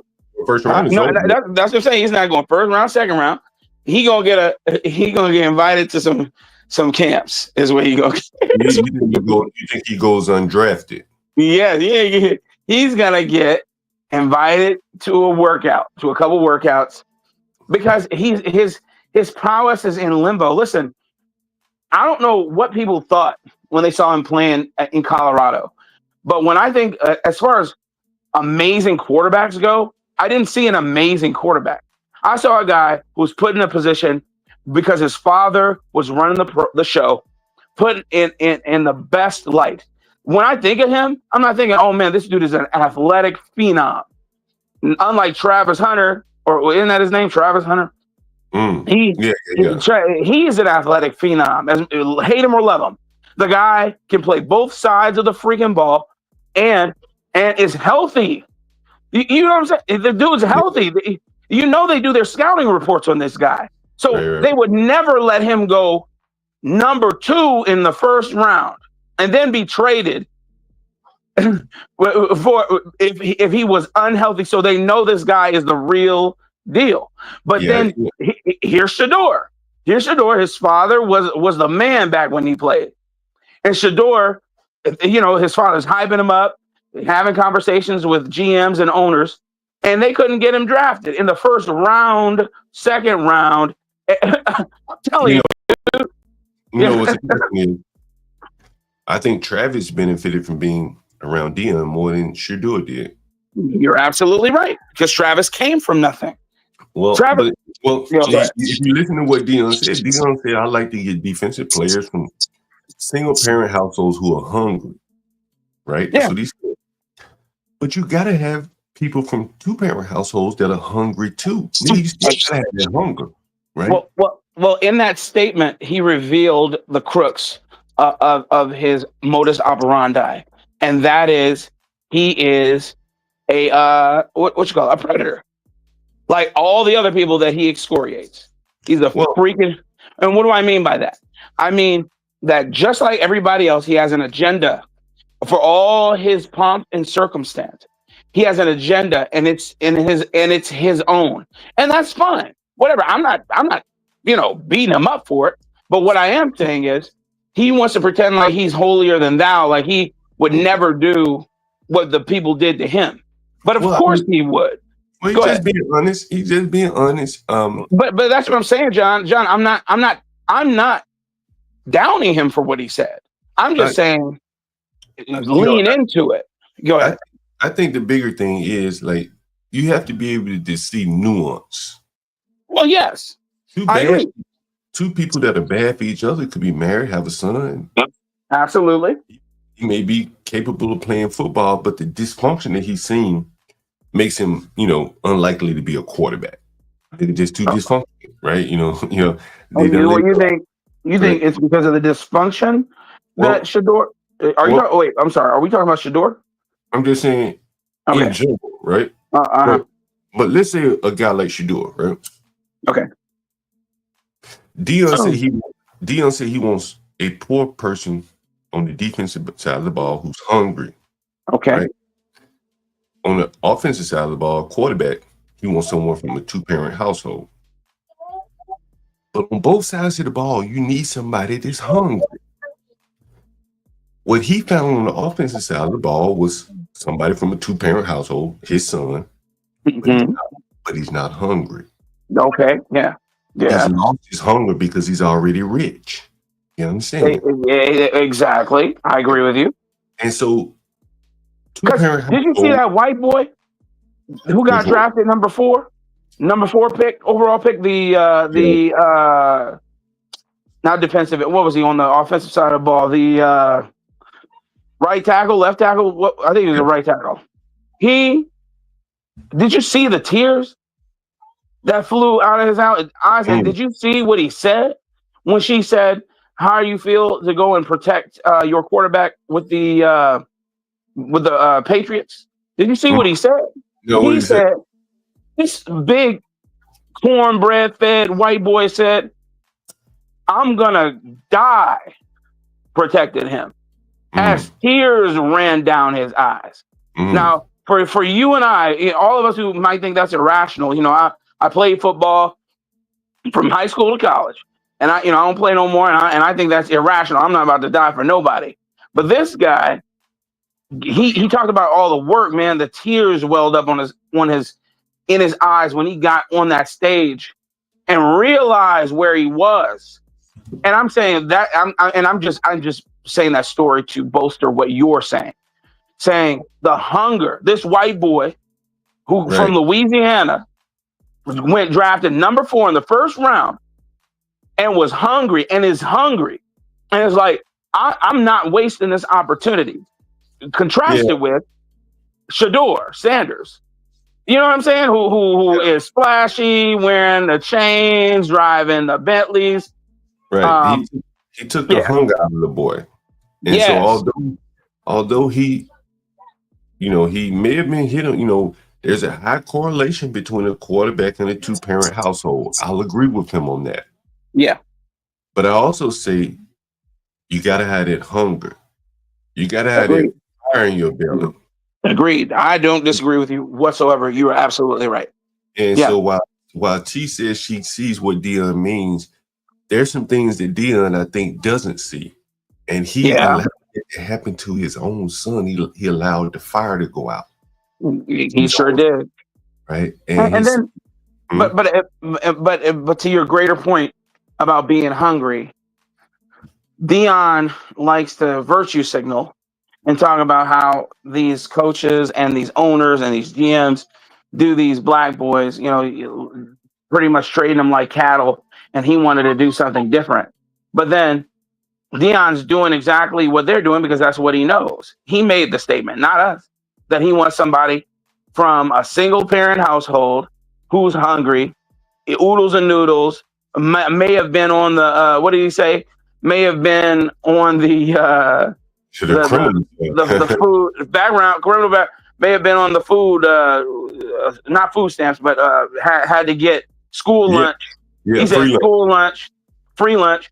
So I'm just saying he's engaging in exactly what these white owners are doing, but he thinks he's holier than thou because he's black and he can go under the auspices of I'm Big Bro or I'm Uncle Dion.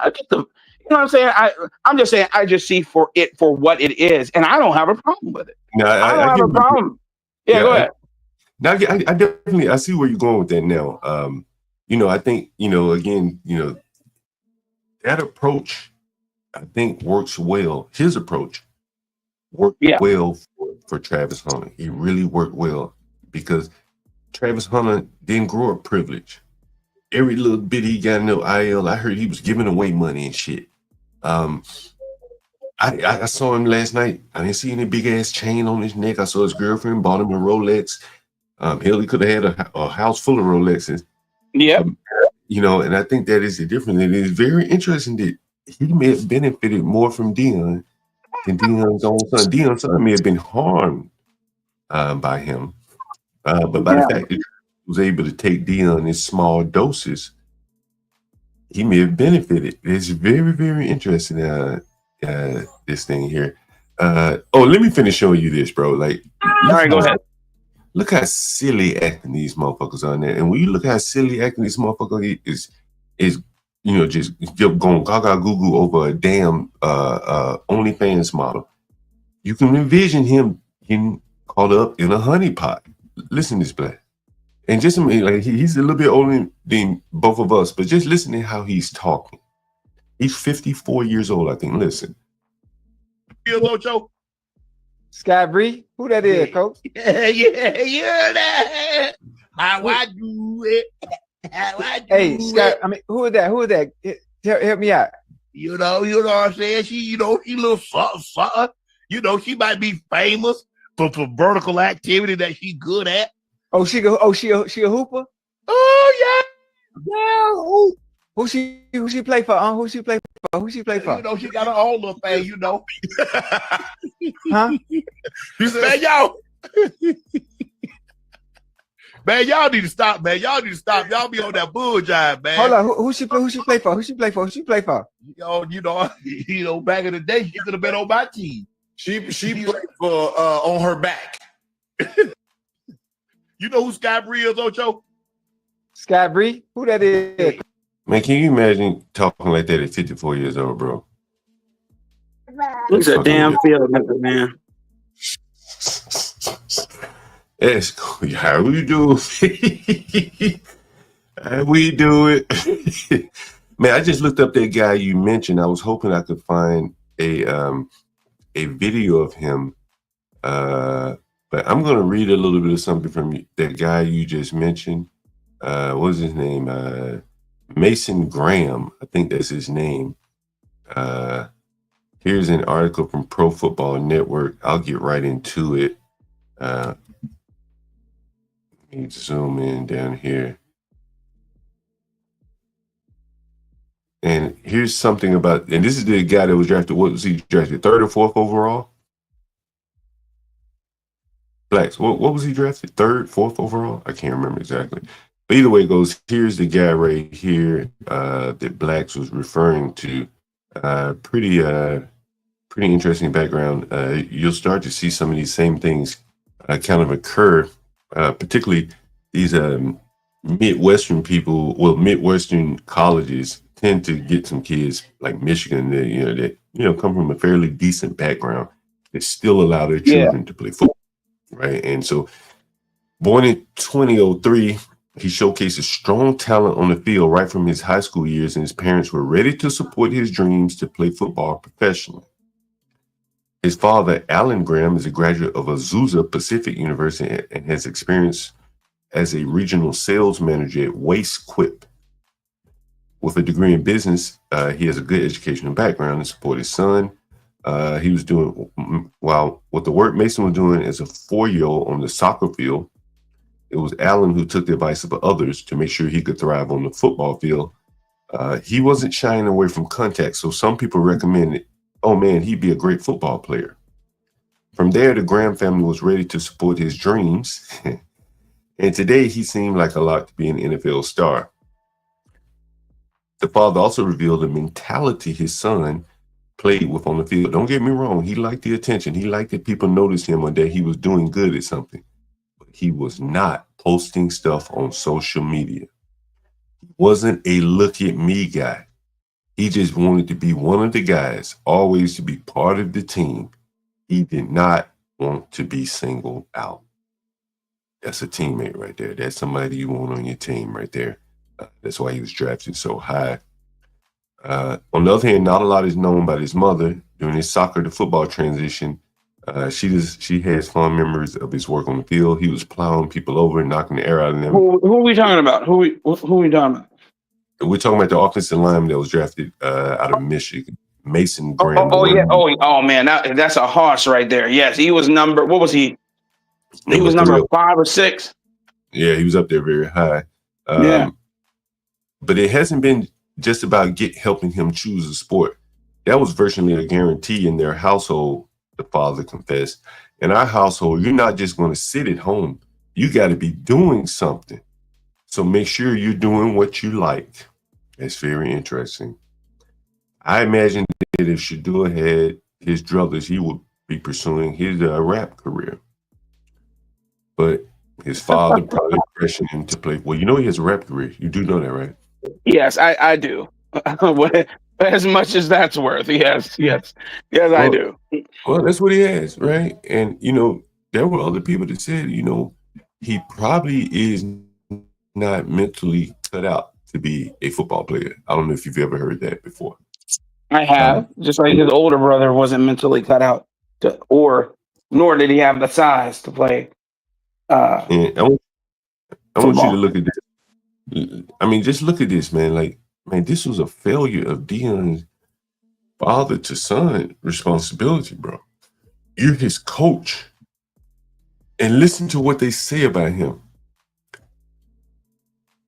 He wilts under hard coaching, demanding, coddling, and resisting the discipline process NFL coaches require. What? You mean your daddy, a Hall of Famer, first ballot, didn't get you ready for the discipline? Man, that's a failure to launch, bro. It's a failure to launch. It's because he thought that they could bypass all of that. I'm Deion Sanders, Hall of Famer, launch, bro. all pro, NFL champion, Super Bowl champion. I'm gonna be the best, and my son's gonna be. I'm sorry, I am the best, and my son's gonna be the best. And so you should just let him in. Let him in off of the strength of my name. That's exactly what it was. Deacon Davis said, watch the Browns take Sanders today. I think that's going to be a terrible The Browns ain't taking no Sanders. I don't do they still have Deshaun Watson, right? I don't think he can. Yes. I don't think you want them in the same room, bro. But I wouldn't be surprised because I think they have pretty much black management in the Browns organization. Well, why didn't the Falcons take him then? Because they drafted a quarterback last year. My point is they didn't finagle to try and come to the table with any backroom deals, no trades, nothing. All I'm saying is I don't think there was anything there.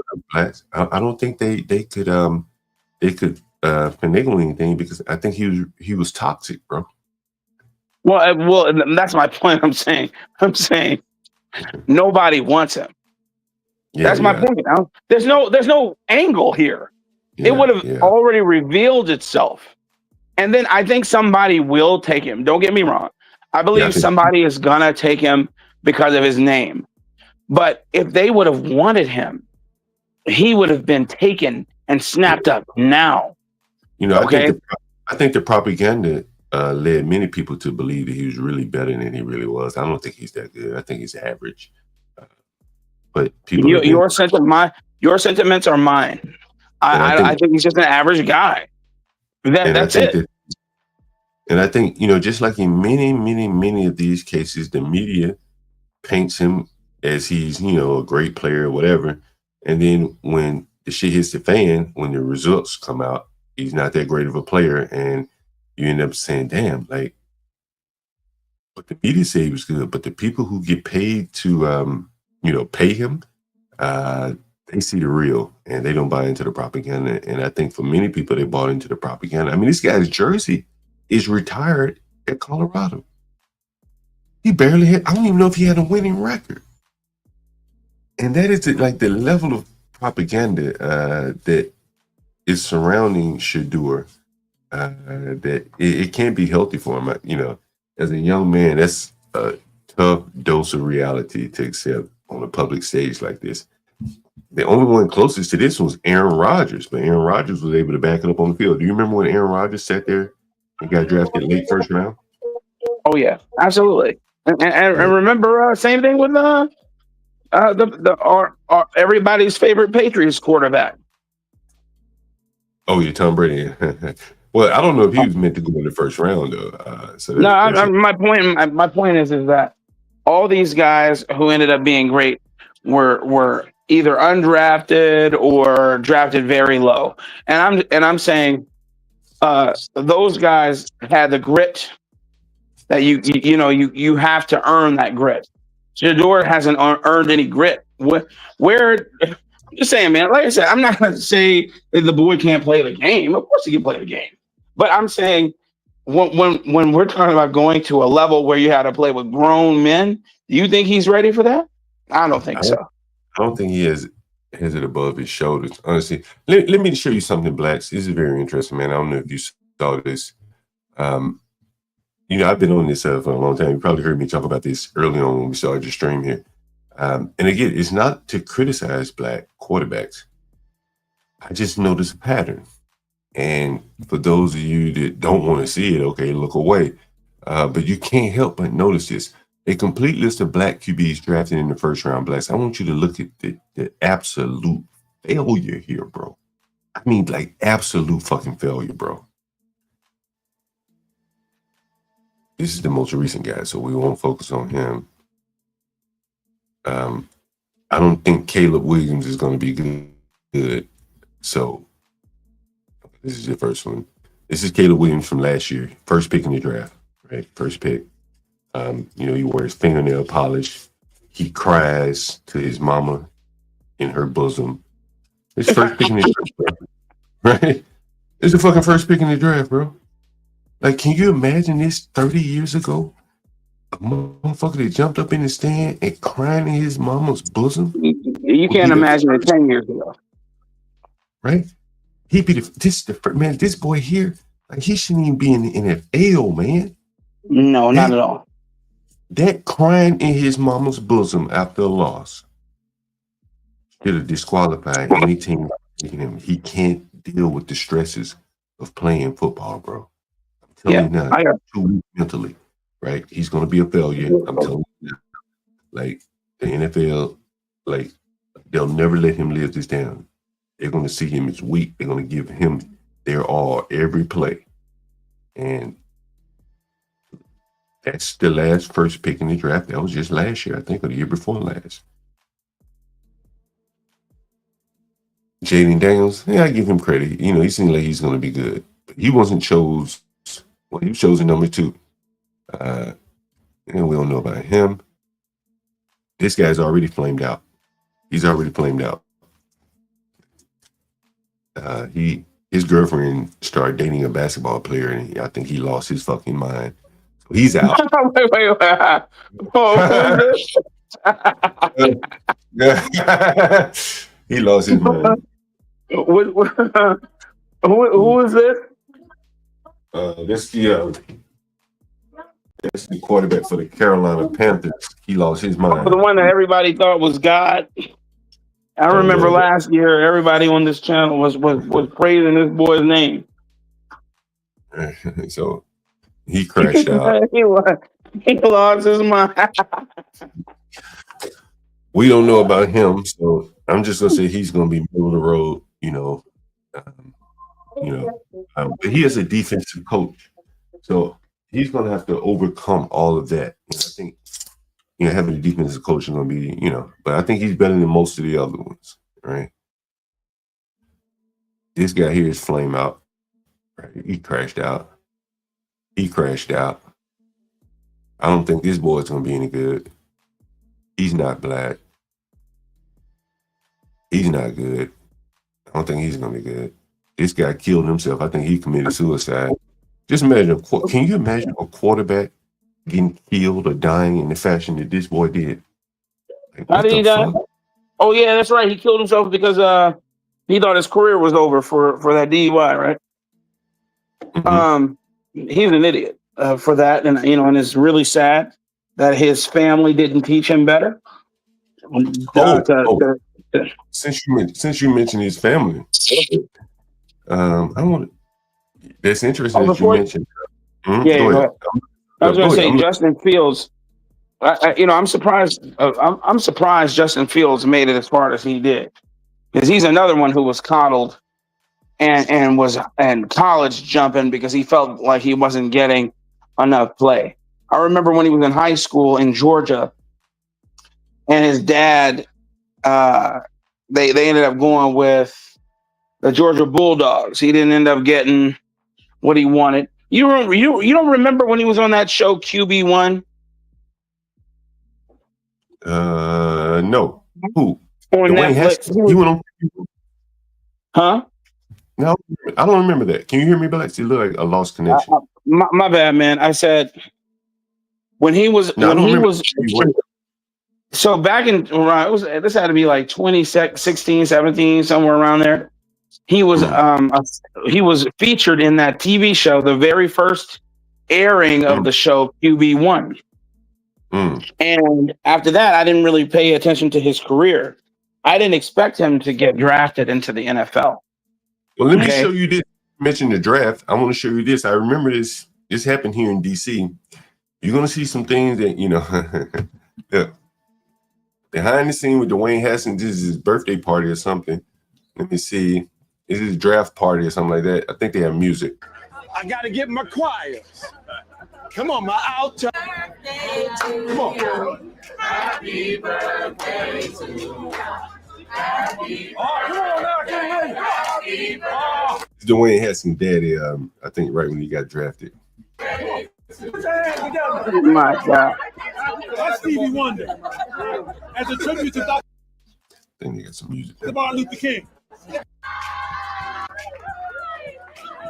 There's Dwayne Haskins right there. He threw a big old Wayne Dang Doodle for himself.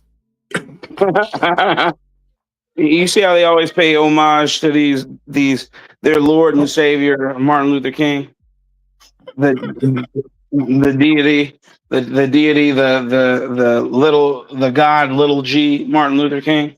It's ridiculous. Yeah, it's ridiculous. Wayne Dang Doodle prior to his draft, man, and this boy clearly is not intelligent enough to be a damn football player, but he likes a lot of attention. So this is the birthday party that he threw. This was in the news.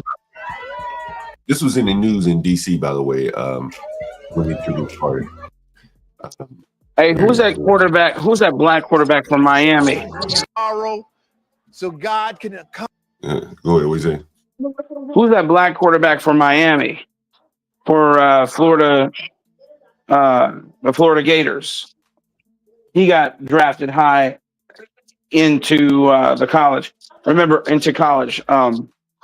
He had the Buckeyes looking at him. He had Tennessee looking at him. He was a dual sport athlete. He played baseball and football. He ended up going to Miami and being their starting quarterback to the Florida Gators. What's that dude's name, man? I thought he was going to declare for the draft as well. Black quarterback. I can't remember. Huh? I don't know. But look at this. This is Dwayne Haskins. I can't remember why they had this party. It may come out in the wash in here. But it was something. Someone said Anthony Richardson. Yeah, Anthony Richardson. He's not going to be any good. Anthony. I thought he was going to declare. Go ahead. Anyway. He's already in the NFL. Is he? I just showed him. Yeah. Come in and do something really special for number 7. Amen. It doesn't matter what number. And he got a lot of snow bunnies in that motherfucker. I'm like, what? It's about this guy's from DC. It's about life after. Yeah. Yeah, man. See, this is one of the man. I want to tell you something. Like, I want to tell you something, John. This guy, look, you see his parents? Yeah. 2-parent household. I think he lived in Potomac. And still, look how he crashed out, bro. He was not a quarterback. They wanted to make him a quarterback. But he mentally, that boy was not a quarterback. No. You know, when you're a quarterback, you have to have a general's mentality, man. Yeah. You have to be able to not only, but look at this shit on the stream. He getting his hair cut.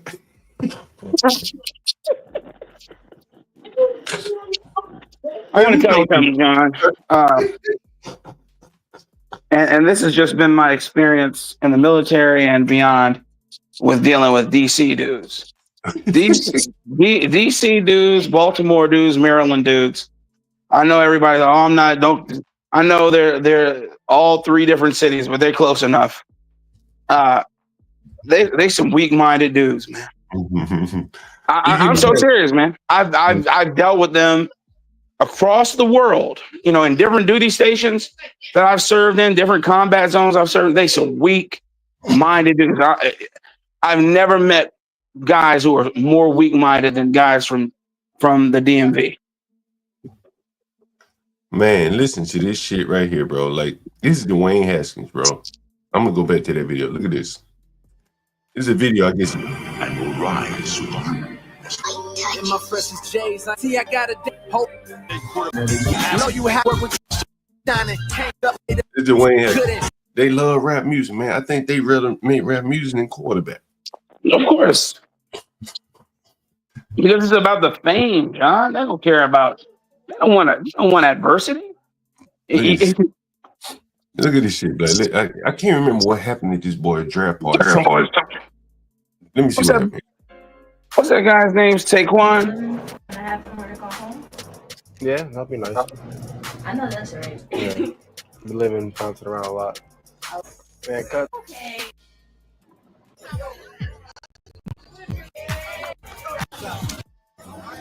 He ran out of the club before. That's what it was. I think he ran out of the club. Yeah, see, that's what it was. At his draft, look, they're at the club, man. Look. Man, like, this is what I'm saying. Like, he ran out of the whole fucking club, bro. That's what it was. Look, he's coming in like he's a superstar. Look, look at this shit. Look at this shit. Got his head fresh. You know what I'm saying? Yeah. Daniel Jones. Yeah.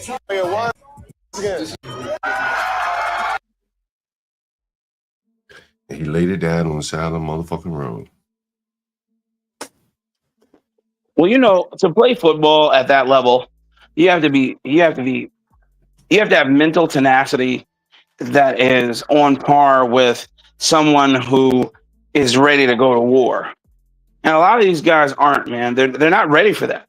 They're not made on the gridiron like they used to be, man. Everybody gets whatever they want now. You know, it's kind of like baseball right now. All these dudes care about is swag and YouTube videos and what they look like on some scout team, some mega scout team they built. That's all it's about. They don't want to really get hard in the paint, go hard in the paint, and crack somebody's skull, man. They don't care about that. Look at that fool with that fucking mask on. Yeah, man. I'm not surprised, man. I'm not surprised at all. He got fucking hit by a car on the salary.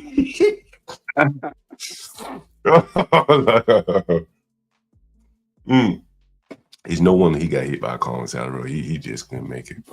I want to show you his family, bro. I think he came from a good family, bro. Seriously. How did you get hit? How did you get hit by a dump truck? Oh man, dude. He committed suicide, bro. Well, I know. I know. Let me see. Dwayne Haskins Sr. I think his father may have been a damn basketball coach. May have been a damn basketball coach. Football coach, sorry. The perseverance of the dream, nigga.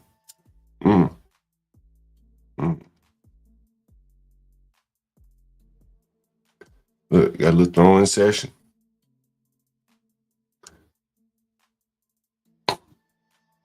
I'm trying to see, what is his dad? He got a prescription? Oh, he ain't tweeting in a while. I'm trying to see what the fuck, because I think he came from a decent family, bro. You could tell that the people look halfway decent right there in the pictures. Yeah, I think he came from a decent family too.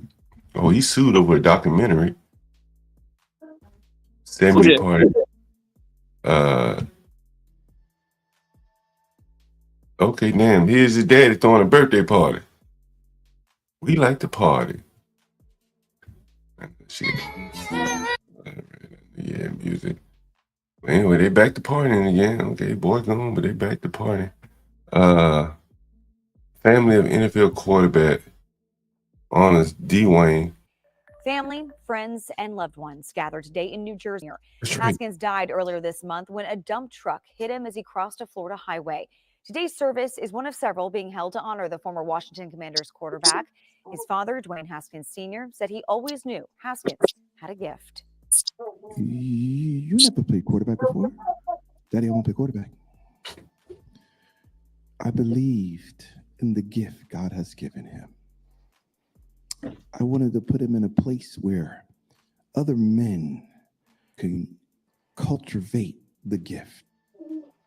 Well, NFL wasn't the place. Years old. Another memorial service is planned tomorrow at his former high school, Bullis School, in Potomac. We will live. I knew it, nigga. I knew it, nigga. Listen to this. Look at this. Nigga, I knew it. Oh shit. I knew it, nigga. Oh shit. Potomac Rich? Is that a rich name? What? Nigga, that's where Bob lived, nigga. Oh, I didn't know. Oh, that's right. Bob grew up there. That's right. Bro, look at this shit. Bullis. This is where Dwayne Haskins went to school. Right? Look at welcome to Bullis. Welcome to Bullis. He had everything going for him, bro. He just was not an NFL quarterback. He wasn't smart enough. Bro, this is like a $50,000 school. You understand? Like, let me see. Let me see what the tuition is. What the fuck is tuition? See, attendance, tuition. Hell, let's see what they have for lunch. Let's see what they have for lunch at this motherfucker. I had a tenant that cooked here, and they don't have processed food. I want to say there's no microwave, bro. You hear me? Really? Yeah. Bullis. Yeah, since T said she heard it. Yeah, bro, they don't have a fucking microwave in this school. So politicians' children go there as well? Yeah, real rich people, man. It's out in outside of DC here. Right outside of DC. So if his father and mother or father had enough money to send him there, or enough influence to send him there, why did they lean into being niggas? Why did they do that? Why? I don't think they leaned into it, bro. Are you sure? Other than the birthday party, but that was him. That's what he wanted to do. The birthday party that wasn't bad, bro. Let's be fair, man. They were praying and shit. They were having dinner. That wasn't bad. The club, I'm not talking about the birthday party, man. I wasn't paying attention. But the club part, yeah, I get where you're going. But what I'm saying is here, Deion Sanders said he liked players from 2-parent households, but he left out having that dog in him. This boy grew up in a 2-parent household, affluent. You heard that daddy don't really got no dog in him. He the boy just didn't have that dog in him. Look at it. And you could look at him, he's a little overweight. And football just wasn't for him. You know, not quarterback. Look at what this nigga grew up eating, bro. Look at this shit in his high school. Carrot and ginger soup. Yeah, that's a 4-star restaurant menu. And that's what was so ironic about it all, why it made such big news here in DC.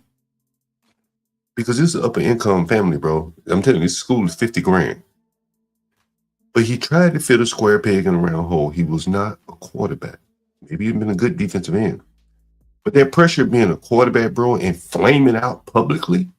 How did he end up becoming a quarterback if he had never played that position? He had a strong arm, and you heard his dad say, I tried to put him in the position to, be nurtured and things like that. Well, yeah. Why would you send him to the NFL then? Well, they don't nurture. They don't nurture nothing. But what he did was he sent him to I think he went to Ohio State, right? Oh, okay. I remember who was the coach there, but Ohio State isn't necessarily quarterback you, right? It's not quarterback you. No. And it's wide receiver, running back you, offensive lineman you type shit, but it's quarterback you. So he sent him into a school where they were able to use what ability he had, throwing the ball deep. They ain't asking him to do much. They had enough talent around him. You look at some of the players in the league still to this day that played with him. And he rode their coattails more or less to maybe a Heisman, a high pick in the draft. No one wanted to really be honest about him. And so when he got to the NFL, clearly he could not make it as an NFL. I don't think he can make it up here. As you can see, he crashed out on a highway and committed suicide. I think this is the first quarterback to ever, commit suicide in my lifetime that I can think of. You know what I mean? And that's insane. Yeah, and again, very, this boy came from an affluent background. Lemon parsley, cauliflower salads, flatbread pizzas. I mean, like he had it all, bro. And just like Shedeur, man, blacks have been so desirous to be quarterbacks. Yes, someone said that was an Urban Meyer project. That is correct. That was correct. Yeah, he was Urban Meyer's project. And the quarterback that I think Urban Meyer, I think it was him. Someone correct me if I'm wrong. Urban Meyer picked Haskins over a better quarterback. Haskins probably should have stayed in college. But Urban Meyer picked Haskins. Someone correct me if I'm wrong. And the quarterback that was behind him transferred to LSU. I think that's is it Joe Burrow? Is that who that is? Is it Joe Burrow? Is it okay? And Joe Burrow is a Pro Bowl quarterback. But for the short term, they chose Haskins and elevated him above his level, and he ended up going to the NFL after that 1 year. He only played 1 year. Yep. See, I know I was right. I know I was right. Wow. Right. And Joe Burrow would only continue playing. Maybe won a championship. I can't remember, but he was a quarterback. Joe Burrow. Yeah. In Joe other Burrow. words, this dude was a Shedeur. Well, this boy was probably worse than Shedeur because he had even less quarterback instinct than Shedeur. He was just able to throw the ball to really talented players. You understand? And he had really no quarterback skill. Yet they elevated him. And again, the blacks are so desirous and they don't see the nuances in being a quarterback. They don't see the nuances. It's like pitching. Black, if I can speak in your language, the average black, I guarantee you, doesn't understand the nuance in pitching. Shit, I didn't learn until I was 40 years old. You're absolutely right. They don't. And it took a pitcher to sit me down and taught me. I have a cousin that played semi-pro for the Mets or whatever. He still gets a check to this day. Never played one game in the big league. But anyway, so he was telling me, saying, there's a reason why baseball teams have, leadoff hitters, the cleanups, and there's, they're trying to tire the pitcher out to get his pitch high. I never thought about it like that. Right? Yep. And so you don't want to take a lot of swings early on. You want to see it get him to pitching. And so it's very interesting. And that's somewhat nuanced. And if you're just looking at baseball, you won't even think about that. Yeah, it's all strategy. Right. From little league all the way to majors. You do the same stuff. It's all the same. I'm telling you, it's all the same. Just higher level. And the beautiful thing is, these younger children are learning what some of these major league players only learned when they got to the major leagues. Mm-hmm. Do you remember Jamarcus Russell? Yes. I'm going to show you something. Okay. Let me see if I can find it. Keep talking, Blaze. I'm going to till I find it. Well, baseball is difficult. It's the most difficult sport you can play that requires a ball. Yeah. Okay. You because you're hitting a ball with a 2 3/4 wide stick, and then you're hitting a hard ball. That's why it's called hard ball.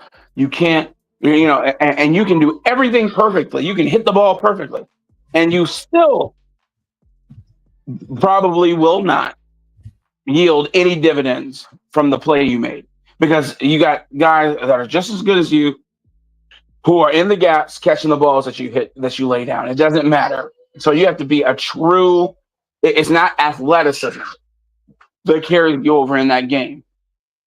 You have to be a tactician. Go ahead. I can't find this clip. There was a clip of a quarterback.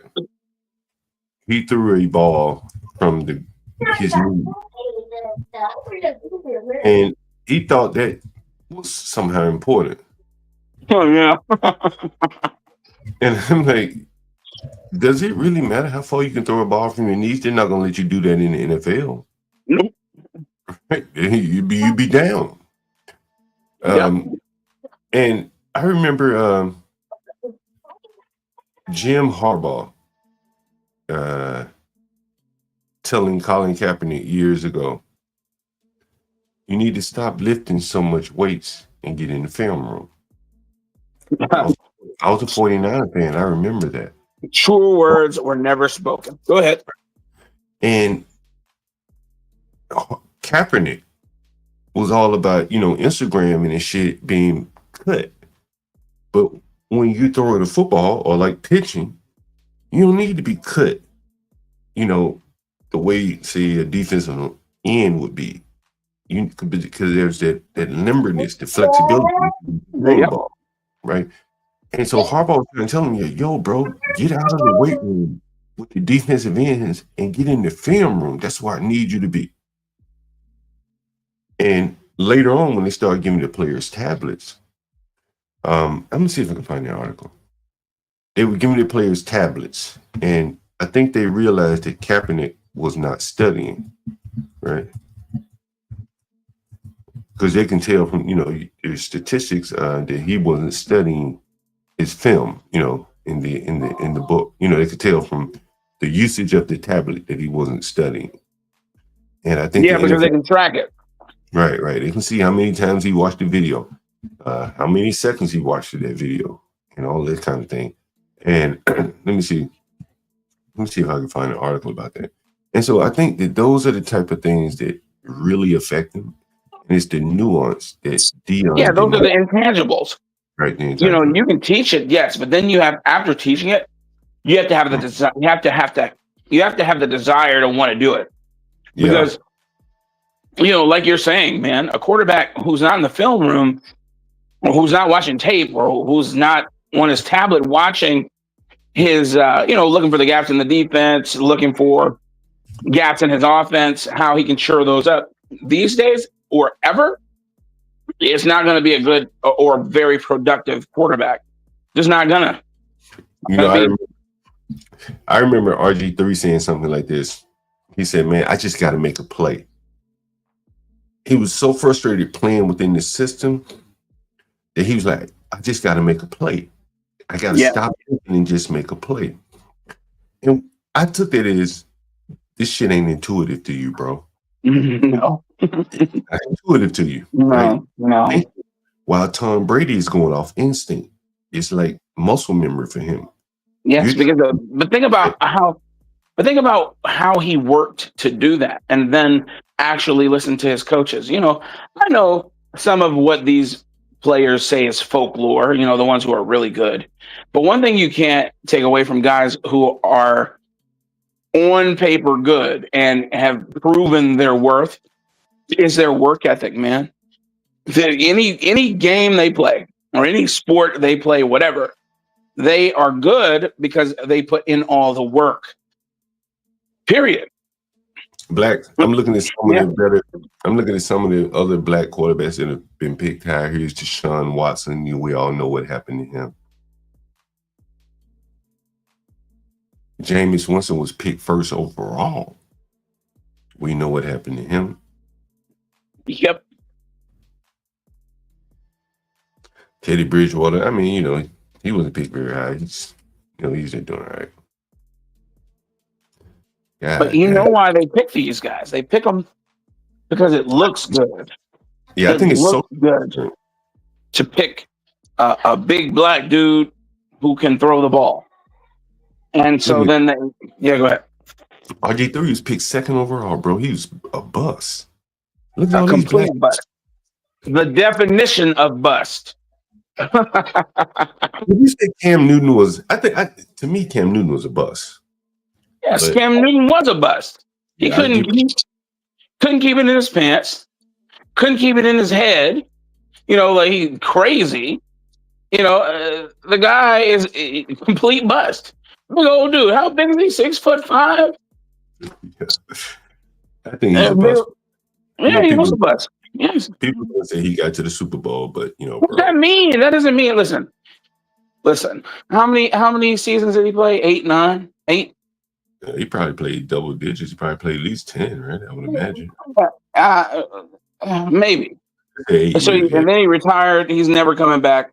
He's too busy podcasting and fighting teenagers at his charities.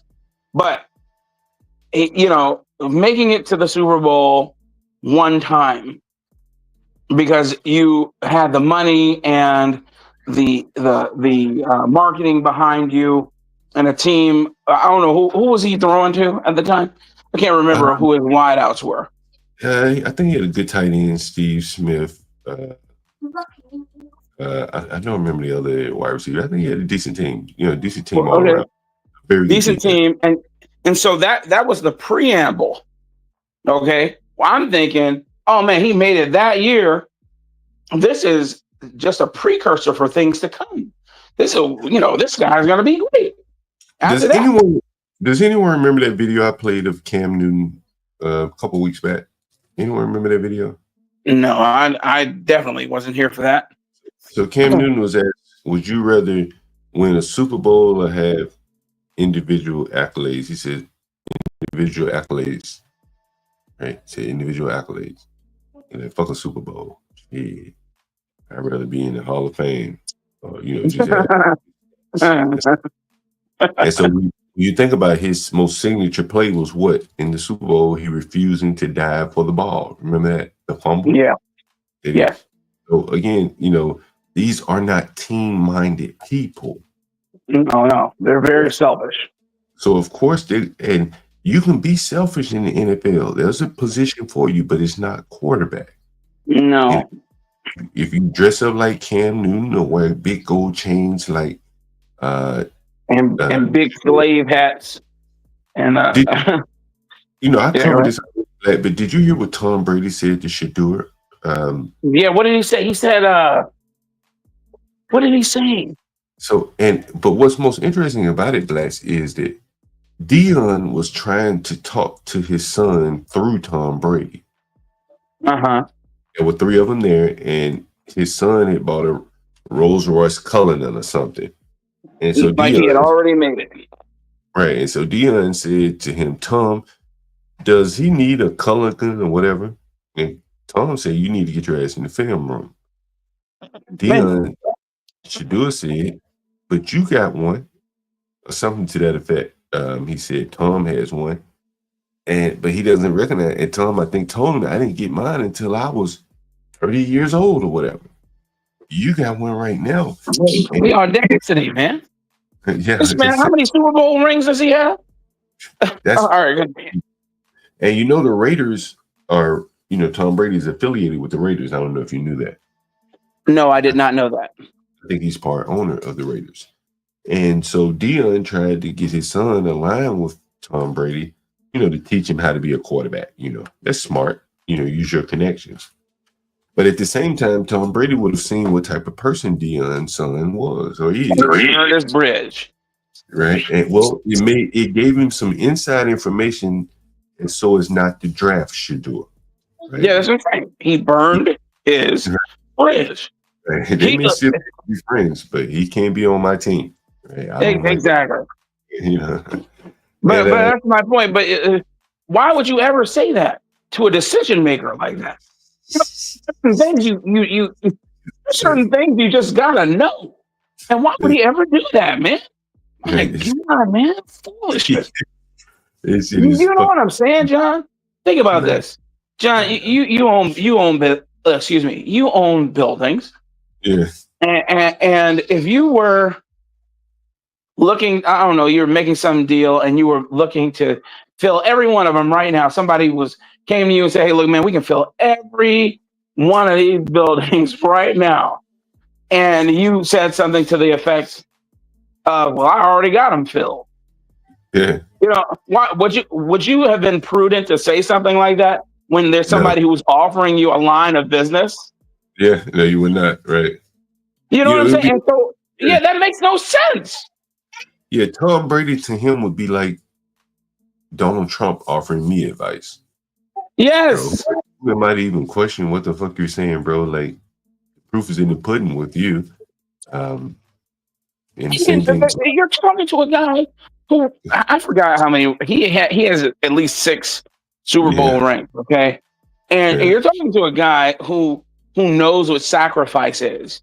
Didn't go to a D1 school, had to work his way all the way up to being considered the best or one of the best quarterbacks of all time in the game. And your answer to him when he says you need to get your ass in the film room is, well, you got one. Oh my goodness. Yeah, my goodness. Yeah, and the fact that he had so little self-awareness to say that really kind of shows you again, why they probably are failing so hard at quarterback. Quarterbacks don't say stuff like that, man. Quarterbacks are supposed to be the most intelligent person on the field. Quarterbacks don't say stuff like that. Here's Josh Freeman. You know, I don't know where he is. This is probably the best one of all, Jamarcus Russell. Did you ever heard the stories about Vince Young? Oh my God, you ever heard the stories about Yes, I have. I have heard the stories about Vince. Oh my God, what Vince said, that's my boy right there. No, that's Jamarcus. I mean, all of them have such good stories, bro. Like, let me see if I can find a good Vince Young story. Vince Young. Oh man, Vince Young, he was a living legend. He was a living motherfucking legend. Hey, didn't he take his eye out or something? Did he? Yeah, Vince was overrated. Man. Or was he not overrated? I'll tell you, he was really overrated. Let's see, this Vince? Damn, I wanted to show you guys this Vince Young. It's got to be something. Get the fuck out of here. It's got to. Does anyone know the Vince Young stories? Some of the funny Vince Young stories? Let's see if I find one.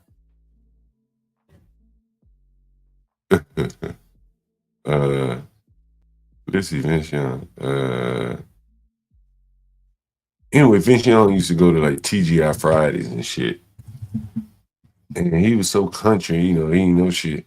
He spent like $30,000 at Fridays. I'm like, how the fuck you spend that much money at Fridays?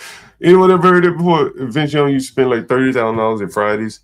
Vince Young, what's up, Latino? Vince Young, QB, TGI Fridays. He might as well have been. He might as well have been part owner as much money as he spent at Fridays, man. I mean, I bet you they loved watching him walk in the door. My gosh. It's probably all on liquor, wasn't it? I mean, he probably had to buy like a whole fucking bottle or something, you know what I'm saying?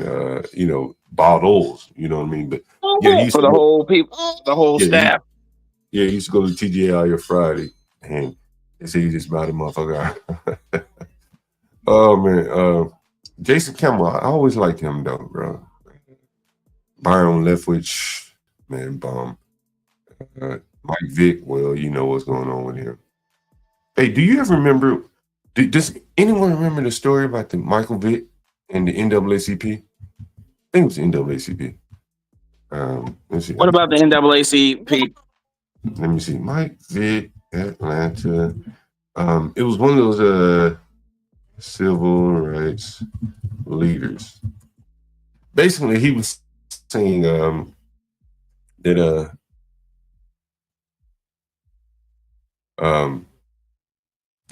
he was I think they knew he was involved in something. They couldn't say what. Maybe they didn't know, or they did know, and they just did not want to say it. And so they sent some civil rights leaders. It may have been Andrew Young, if he was still living. Was it Andrew Young? Andrew Young. Let's see. Damn, man. I sent you a little interesting video when we got off yesterday. I saw something, but I was like, let me save it for John. He might appreciate this. Well, tell me what it is. It's a video of a black man, and this guy is explaining the reasoning why. He's like, why is it that the Jewish people always are ahead of everybody if they only do for 2% of the population, and they got 30% of the money, basically, of the wealth. And he wrote a book basically, and then he started studying it, and he basically came to the 8 conclusions on why this is. And number 3 is the most interesting one for me, because he goes, well, we think about materials right now. The Jewish people, they think about investments and a whole bunch of other shit for the future, for their kids, not for today. So they don't live in today, they live for tomorrow. I mean, look at Michael Vick. You know, he represents a very good example of this. And you see here, when he entered his plea at the time at the news conference, Vic spoke about his plea. Both Andrew Young, the Atlanta mayor, the former mayor, UN ambassador, and Hank Aaron didn't even play football. No, he didn't. Were present. Vic's actions, blah, blah, blah. But Baseball. anyway, they had reached out to him, say, yo, man, bro, you're not spending that much time in Atlanta. You going back and forth to Virginia all the time. Now we found out what he was doing. And there was a wide receiver, Mike Vick, Atlanta. There was a wide receiver went to Tennessee. I can't remember his name. Damn.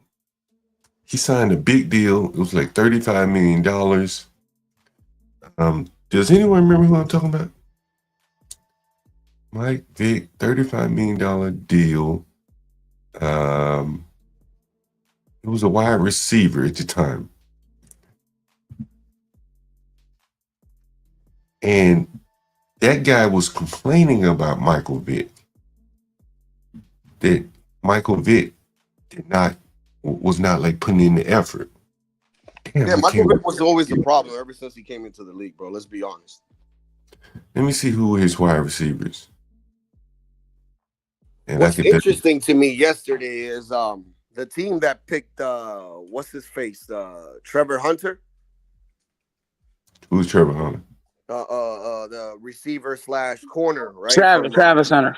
Yeah, Travis Hunter, right? So yesterday, right? I'm listening today in the radio, in the sports radio, and the new general manager, I forgot his name. His name is something Stone.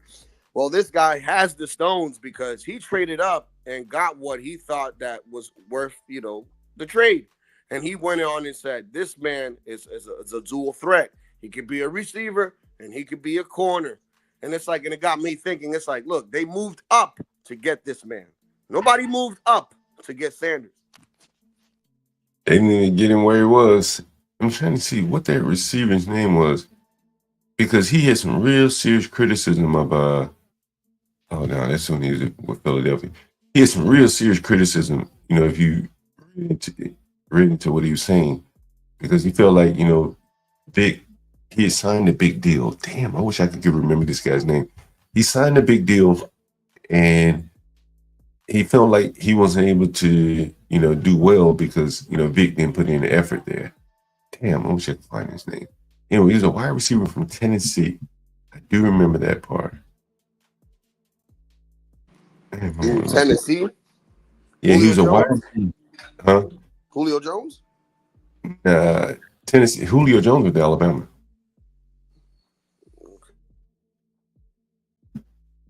He was a shorter guy, though. What was his name? Damn. Looking for his name. Receiving.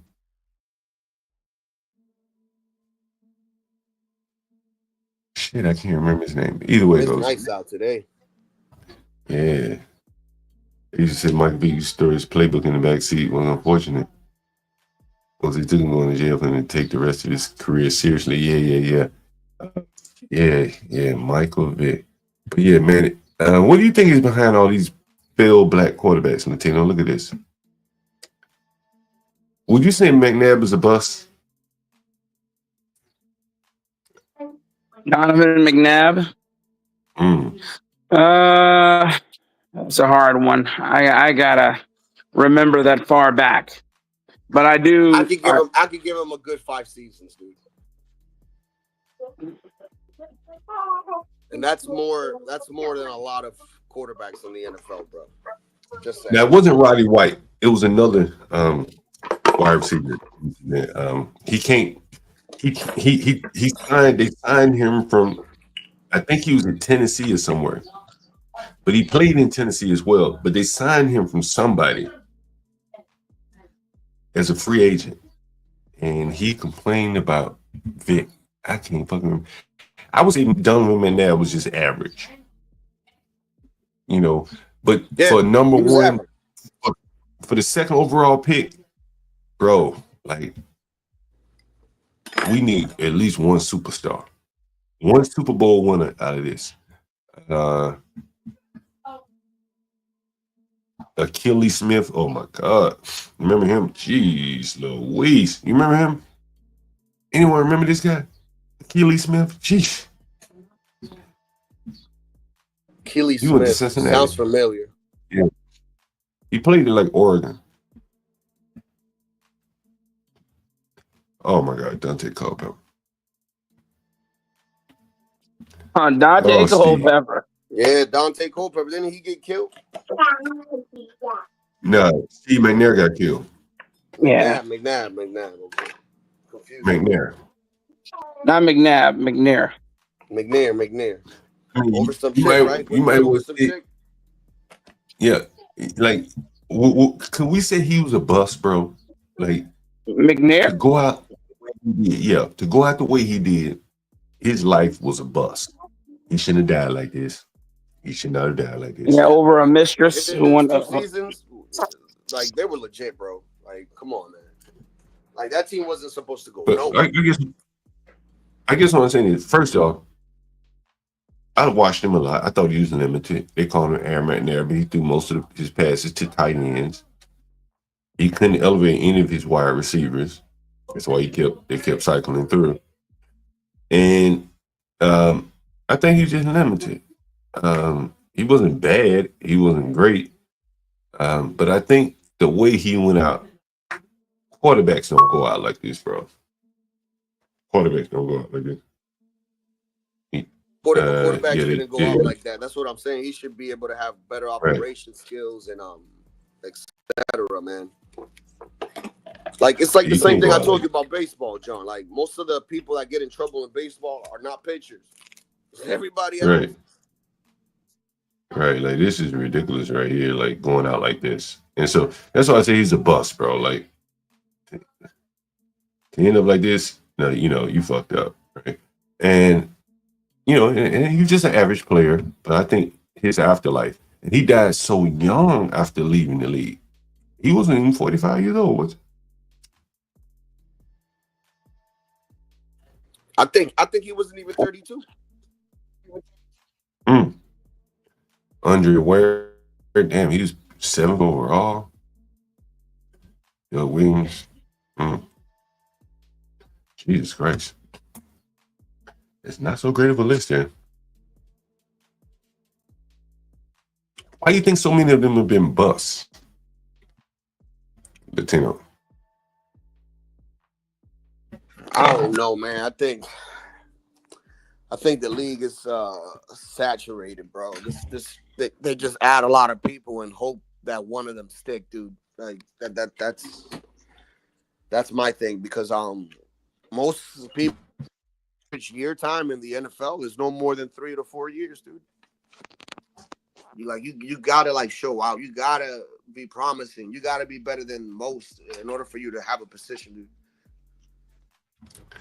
Yo, take a look at this list.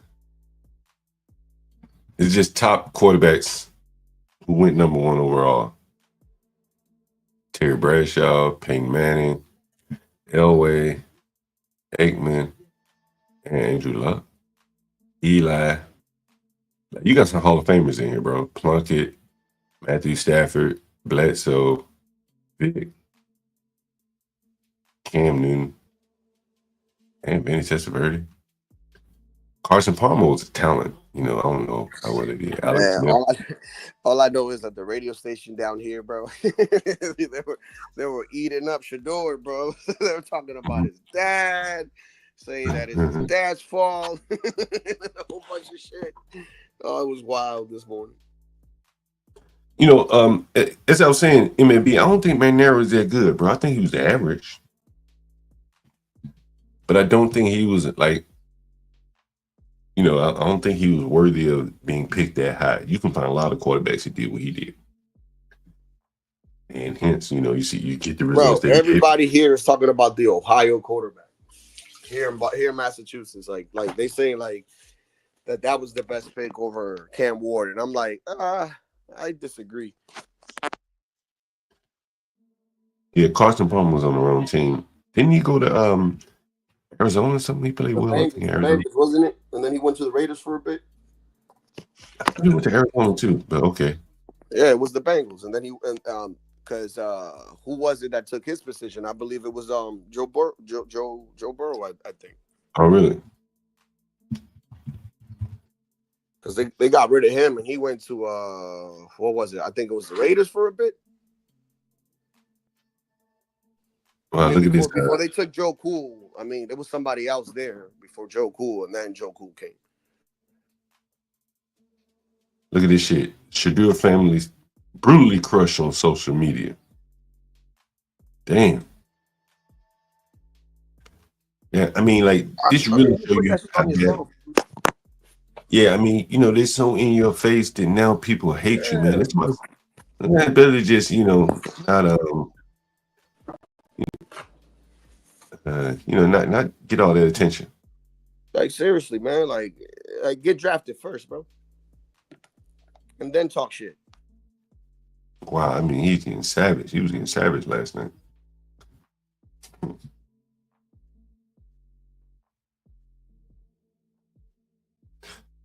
I had planned on doing this story about this. I even have it lined up.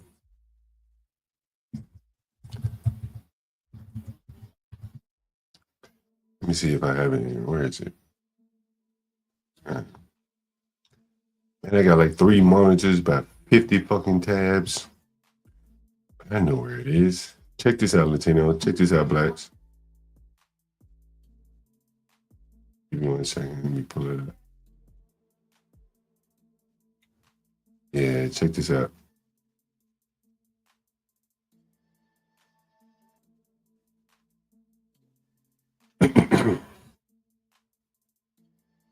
Check this shit out right here, guys. Plus thousands more in catering and dinners spent by MATA. Oh, WRG investigators found some interesting charges on the Memphis Area Transit Authority's executive credit card. Yeah, interesting to say the least, including spending at a tobacco shop and a local jewelry store. Our chief investigator, Jessica Gertler, explains how your tax dollars were being spent. 8 years worth of monthly credit card statements detailing just how the Memphis Area Transit Authority was spending your taxpayer money. While certainly disappointing, you can't fix what you don't find. MATA's interim CEO told the board in March his team was questioning $144,000 on the former executive's company credit cards. WREG investigators got a hold of better understanding. For real. 2017, you can see the number of food-related charges we tallied drastically spiked in 2022 and 2023. The totals you see include dinners as well as catering bills, like $4,600 spent at Chick-fil-A, $1,200 at Panera, and $2,100 at Torchy's. We saw thousands spent at Subway and pizza shops. Damn, none of these people and bring in their own dinners lunch. charged on the former deputy CEO Bakara Malden's card at Volks Folly Prime Steakhouse, Fancy's Fish House, and Coastal Fish. Other charges tallied $5,600 between December 2017 through 2024 spent just on flowers. Thousands more charged at Target, Best Buy, Amazon, and Party City. The statements didn't break down what was actually purchased. They also don't explain these charges. In October 2019, $148 spent at a tobacco shop in Washington, D.C. 2 years later, $823 at Mendenkow Jewelers for a, quote, jewelry repair / sale. Then in January 2024, $1,100 at Mont Blanc, which sells designer ballpoint pens. We also saw charges at Topgolf, a bowling alley, and more than $1,000 spent at a bar on Beale Street. There were even bigger expenses, like this one. In January 2018, during the same time as Elvis Presley's birthday event was taking place, there were 2 charges totaling almost $20,000 at Graceland's Hotel, the Guest House. Then in 2022, we totaled around $16,000 spent at AutoZone Park. And we've told you about this one before. We entered into an agreement with the Grizzlies where they will work with us on some marketing efforts. We have looked at the opportunity to be able to provide tickets to games. The MATA board unanimously approved a FedEx Forum box suite in 2023, bringing its marketing contract with the Memphis Grizzlies to $500,000. Well, Jesus the credit card Christ. statements show another $27,000 was spent at the forum on food and drinks. Statements show popcorn, soda, mac and cheese sliders, and chicken tenders were charged to the company card. It's unacceptable for the bus riders to go through what they're going through. That interview in November 2021, the same month, MATA put $28,000 on their American Express. MATA's director of planning had just told us then. The transit vision, it calls for much higher frequencies, but we don't have the funding. A sentiment repeated again and again by MATA officials the next several years. We recently caught up with one of the riders we spoke with in 2021. He told us his wait for the bus still takes hours. We wanted shelters, we wanted buses, and we wanted better timing on these routes. We did not get. Had they listened to us, we wouldn't be here right now. Yeah, these niggas ain't got shelters. Nigga, you gonna sit out there in the rain, bitch, in the sun, bitch. Bro, this shit remind me of what I seen with Charleston White, man. Charleston White hit it on the nail, man. Like a lot of people be thinking that he crazy, man, but he hit it on the nail. He said a church responsibility is to help the community. So all that money that goes into a church is supposed to go back out in food, daycare, medicine, etc. You get what I'm saying? Like, man. all this money that we give to these governments, to the people, all that shit, none of that shit is going to where these people telling you, bro. Yo, that nigga that standing up at the bus stop. They ain't even put out a damn plywood. Bit a bitch out plywood. Yo, they said a designer ballpoint pen, bro. Like I didn't even know that designers make pens, bro. Oh man, Mont Blanc, bro. You probably get $100 pen at that month. We wouldn't be at what we're at now. We first asked for these credit card statements back in September when MATA initially announced its $60 million deficit. Then again this year. MATA at first denied our request, but with help from the Reporters Committee for the Freedom of the Press, they turned over the records per the Tennessee Records Act. Investigating for news leader Jessica Gertler, WREG News Channel. Yeah, all that help shit, man. You better off helping yourself. Man, like these people can't manage a city, bro. And what's happening is they just resort to fucking stealing. You know what I'm saying? Like, and the poor people left to ride the bus and shit. They just on their own. Yeah, but in the name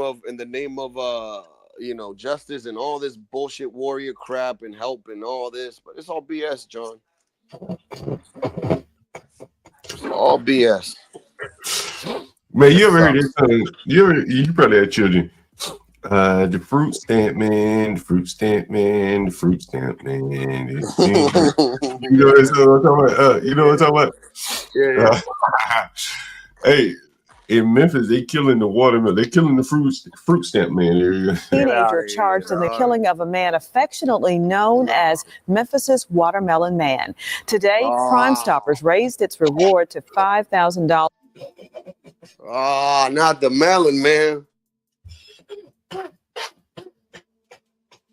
Not the melon man.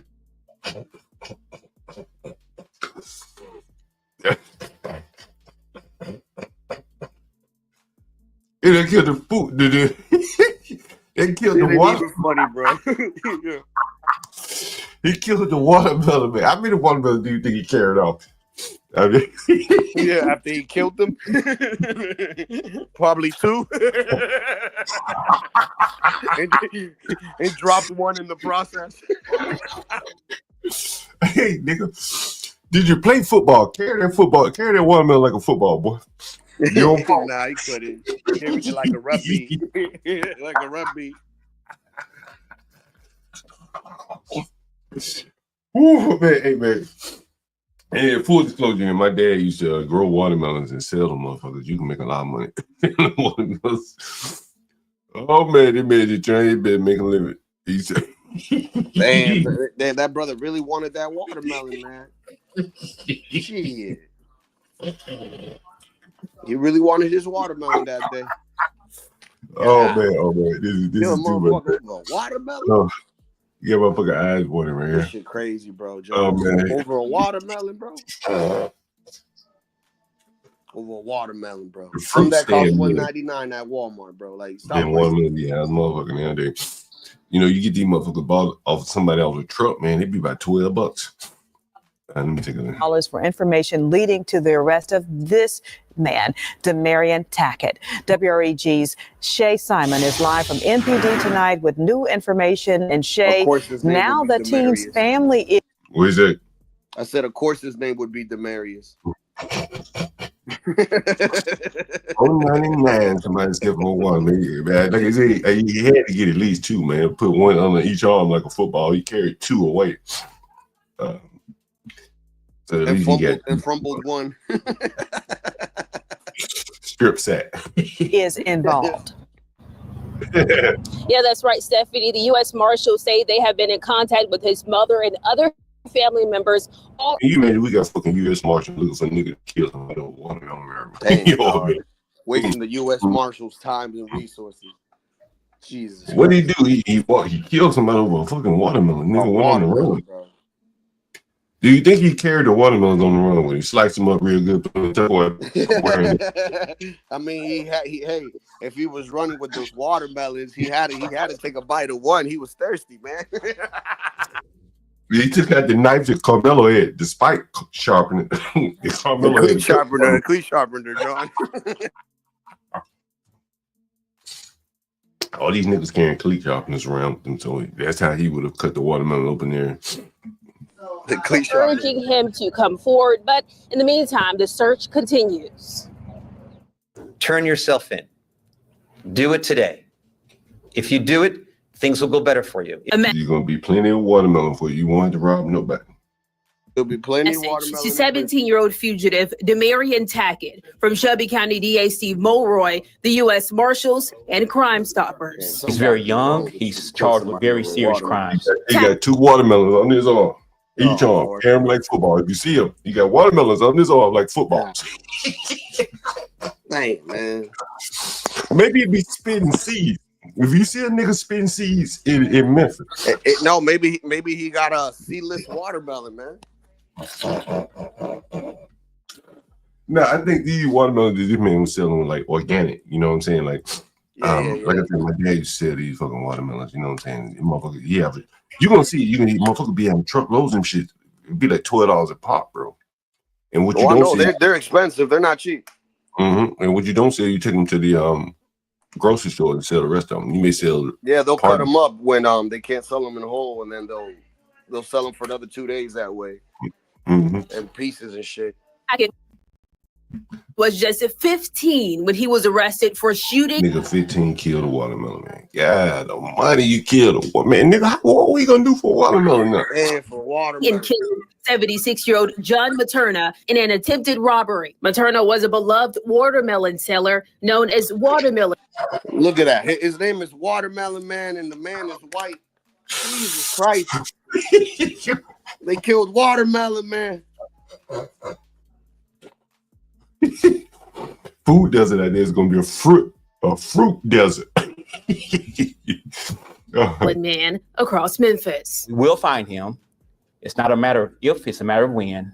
He will be found, and he will be brought to justice. The reward has now been bumped to $5,000 for Tackett's arrest after he didn't show up for a court hearing Monday while out on bond. We successfully moved for his transfer to adult court, but unsuccessfully moved to raise his bond. This is an example of what happens when the bonds are set too low.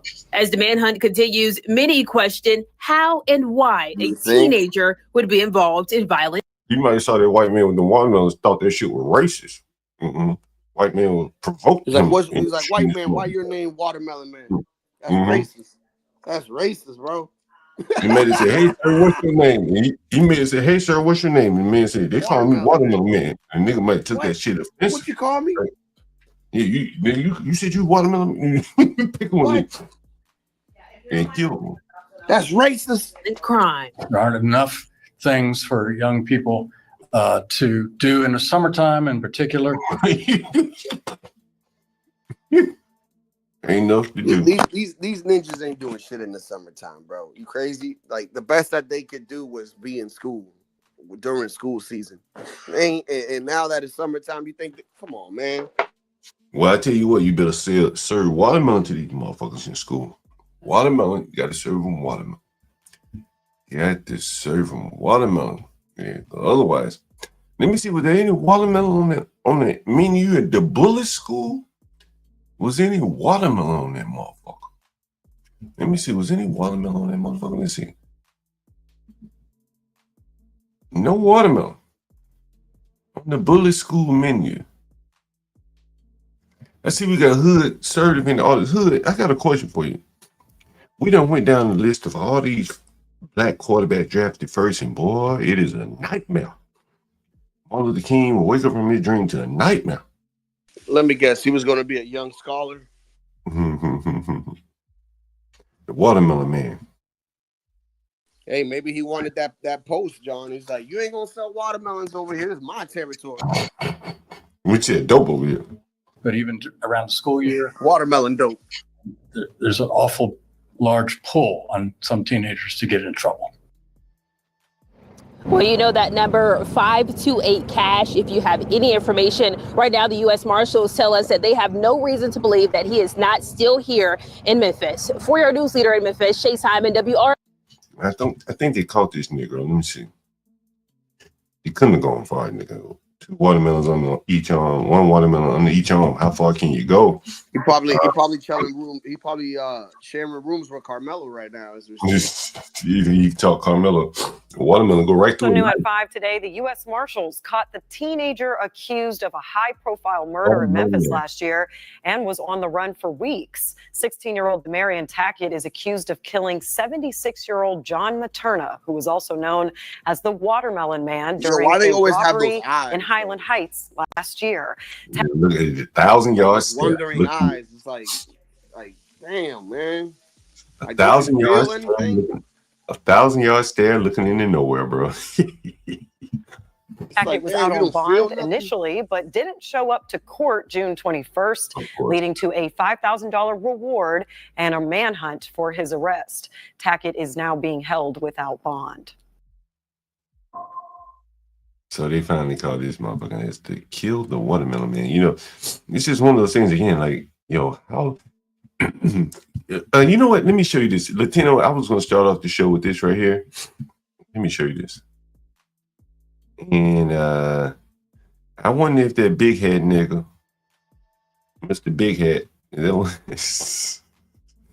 so I had this clip, Latino. I had this clip right here.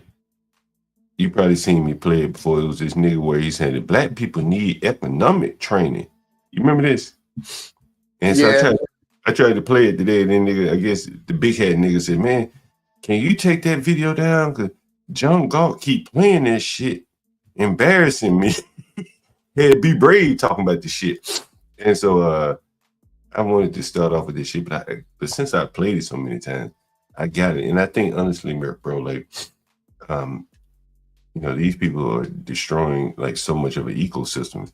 That is why they end up with fruit deserts and food deserts, and they, you know, then they don't understand the higher level of thinking. You know, like Deion Sanders clearly thought, you know, that a 2-parent household was enough to, you know, was the criteria for a quarterback, and that's maybe part of it.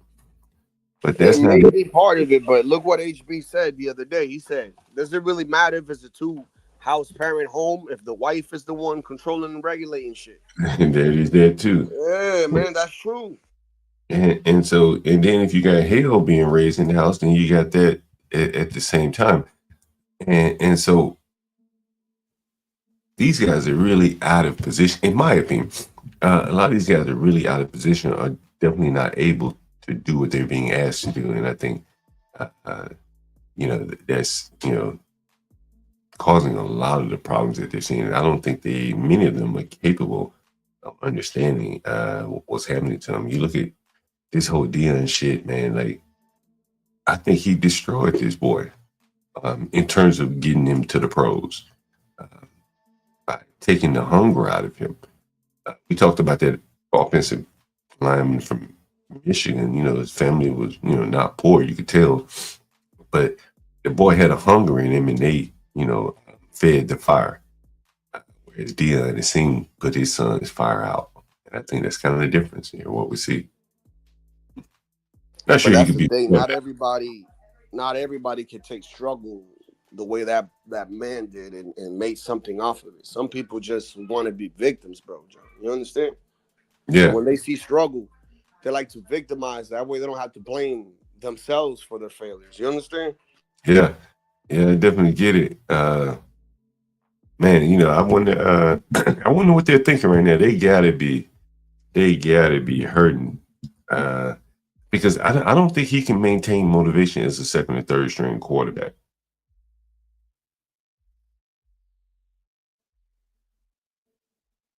Yo, listen to this. Oh shit, listen to this. Universal. Listen to this.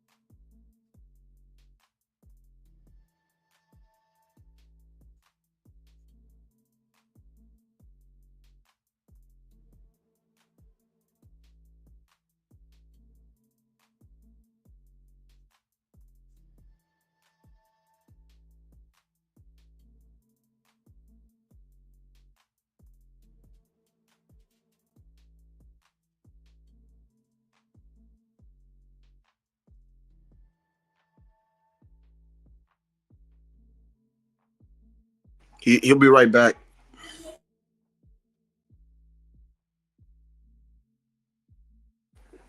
What y'all guys think that Shedeur is he gonna get drafted today or tomorrow, Sunday? You couldn't hear that shit. Oh shit, my bad. God damn, this is worth hearing though. You know who this is, right? You know who that is? Yeah, Mr. Bolden himself. A fire alarm puller. Listen to this. I'm gonna try not to get too carried away because I expect the Cleveland Browns to select Shedeur Sanders with the first pick in today's second round of the NFL draft. But like the way, the analysis of Shedeur Sanders and the way he's being discussed by pundits is just crazy to me, man. Like, I keep hearing, oh, he doesn't have the strongest arm, or he doesn't have the athleticism that jumps off the page.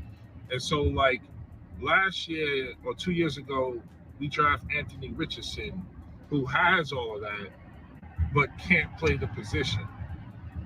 And Shedeur. He said we drafted. He said Yeah, bro. Because that's how they speak, John. We drafted Anthony Richardson. He's a New York. He's a New Yorker. He's a New Yorker. What the fuck that mean? He ain't drafting nobody. No, his team. He's on his team, John. His team. Anthony Richardson played for Indianapolis, don't he? But I think that's his fan. I think that's his favorite team. He's a New Yorker. He likes the Indianapolis Colts. Richardson, who has all of that, but can't play the position. And Shedeur has everything else supposedly you need: toughness, leadership, intelligent, pre-snap read, post-snap read, anticipation throws, accurate with the football. He has all of that, but we don't draft him. And like, yeah, Bowman's correct. He's correct.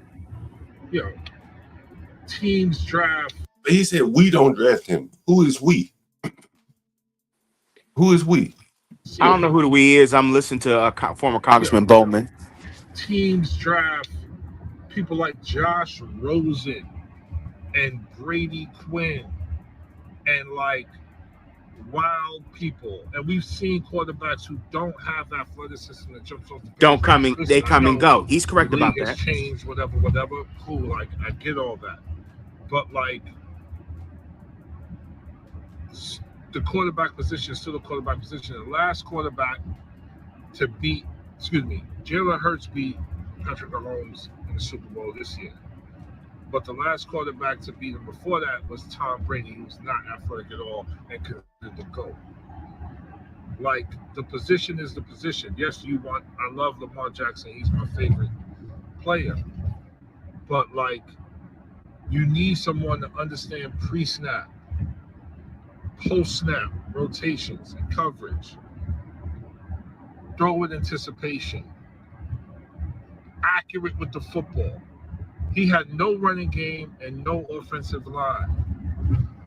And he was getting, the crap beat out of him, and he still completed 77% of his passes. He's not lying about that. He didn't have a line. One of the greatest American athletes of all time. He has the pedigree. Coached by his father his whole life. Went to the Manning camp. Knows how to play the position. And the Giants, listen, I don't know, man. The Giants trade back up to get, Jackson Dart. Okay, maybe Jackson Dart is good. I don't know. But, like, I watched Shedeur play. We all did. He played, like, every week. It was always on TV. Like, I watched football my whole life. I played football. Like, Same here, brother. Same here. Don't feel he bad. knows how to play. Like, we need competent quarterbacks. Not like the potential of, he jumps off the page. Josh Allen has no rings right now. Like, so it's not about. I know you I didn't don't have know, to say. No. Shut up. Let the man speak. Let the man speak. Okay, you got the football evaluation. Then you got his dad and what Dion brings to the table as an active father, as an active black father in his black son's life.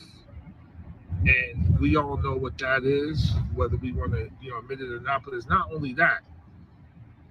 It's the way Shedeur dresses. It's the way he talks, and it's his culture, in my opinion. You see him at the draft last night.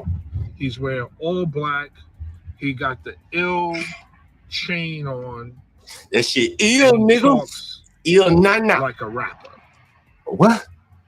And I don't think this nigga just understood what he just said. I know exactly what he said. I get what former Congressman Bowman was saying. I get it. You understood what he just said. You might understand what I he understood said. what he said. You're a house nigga. You don't understand. You're not black anymore. You're not black anymore. You don't understand this. Let a real black man speak. Let the real black man speak. Play the real black man. Yeah, we're gonna let all this idiocracy out. Let this real black man speak. Oh, he's entitled. Lord have mercy. He feels entitled. Just like you're not a real Latino anymore. You're white now. So let him speak. Let the real man speak. Like, entitled. So, like, these white boys that came before him don't feel entitled. Eli Manning, Archie Manning, when they said he don't want to play for San Diego, don't draft me. That's not entitlement, but that was acceptable. That was okay for him to do that.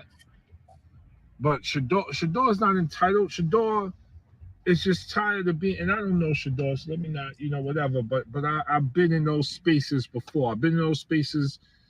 A lot of people don't know. I did some work with the NFL at the Combine before. You just heard this nigga say, I don't even know Shedeur.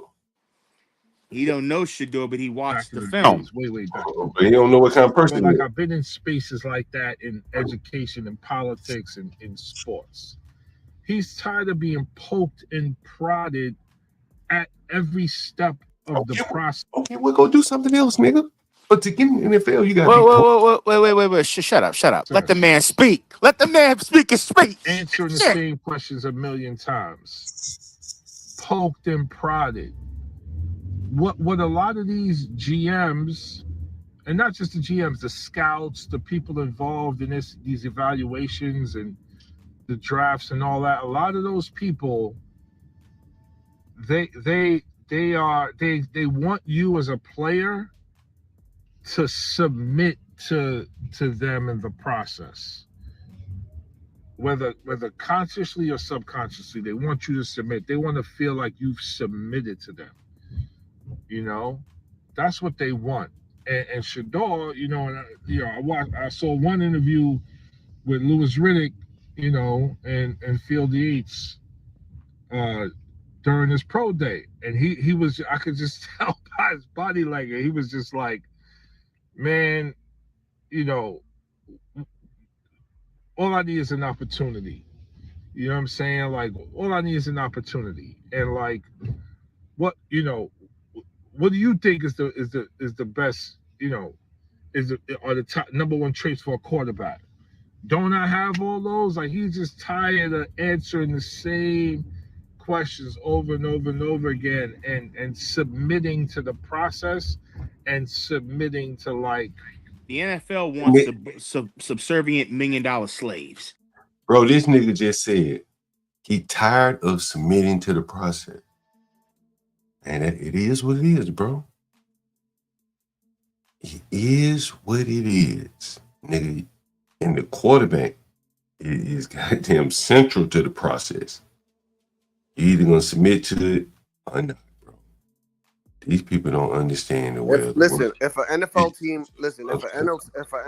team was a human body, I mean, the quarterback position would be the brain, bro. Like that's the thing people don't understand. Lord, like, this nigga was in Congress trying to use his little smooth brain to make laws. Good Lord. This is why I said, like, you heard me early on. I was like, bro, you can bet against black coaches, because if they all think like this, they can't pick a quarterback.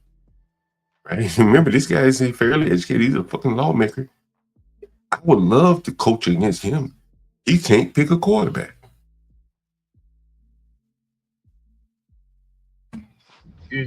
Yes sir, no sir, yes man, no man. I'm not saying you shouldn't be that way, but like, come on, man. This is a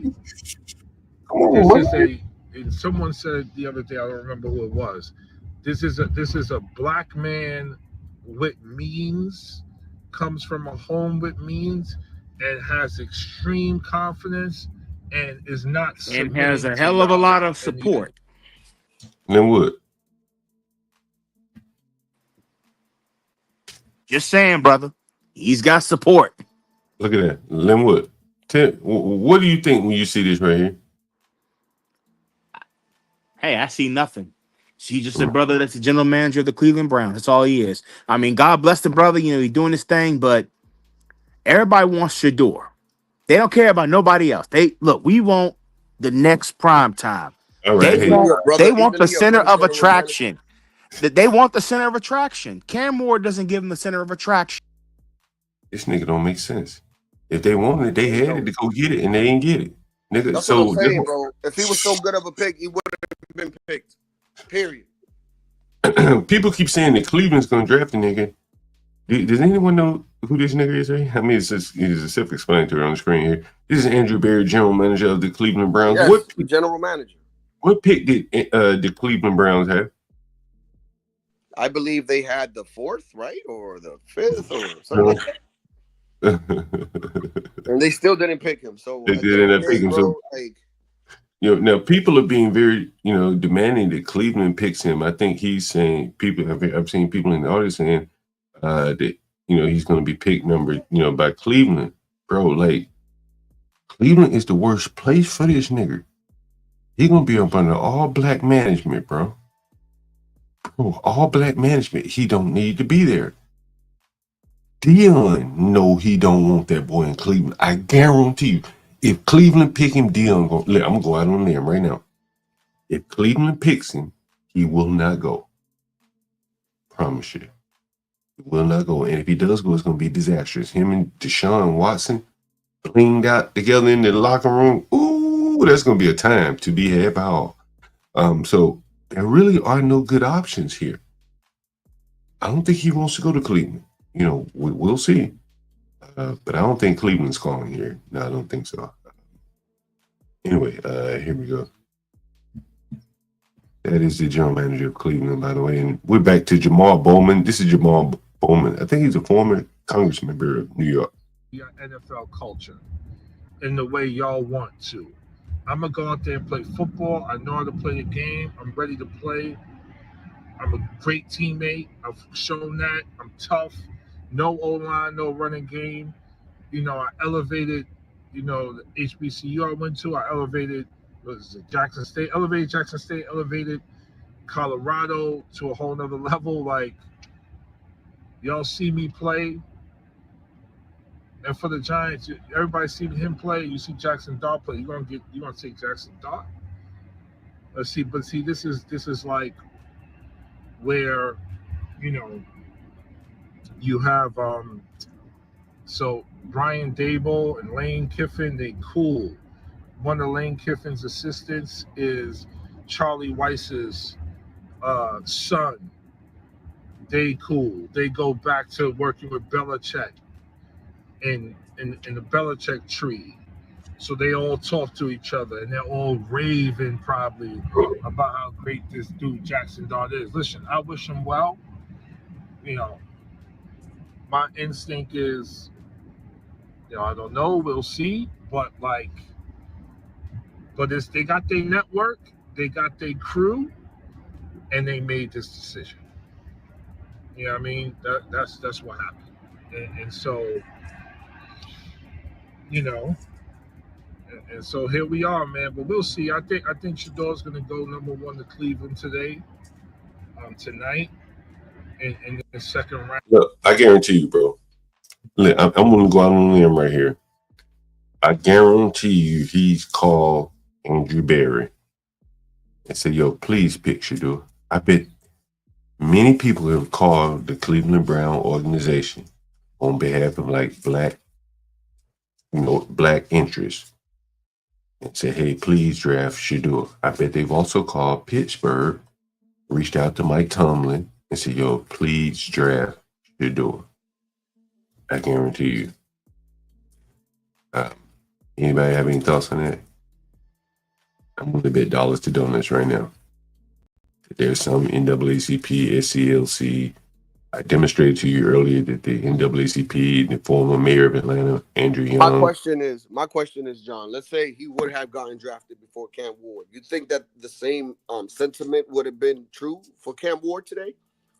Like Shedeur is right now? Nah, because he doesn't have the camera attention of Deion's father. But, I think, again, this is, but I think this is really, one of the things is that, like, you see it all the time, where black issues get highlighted, but it's just surface level.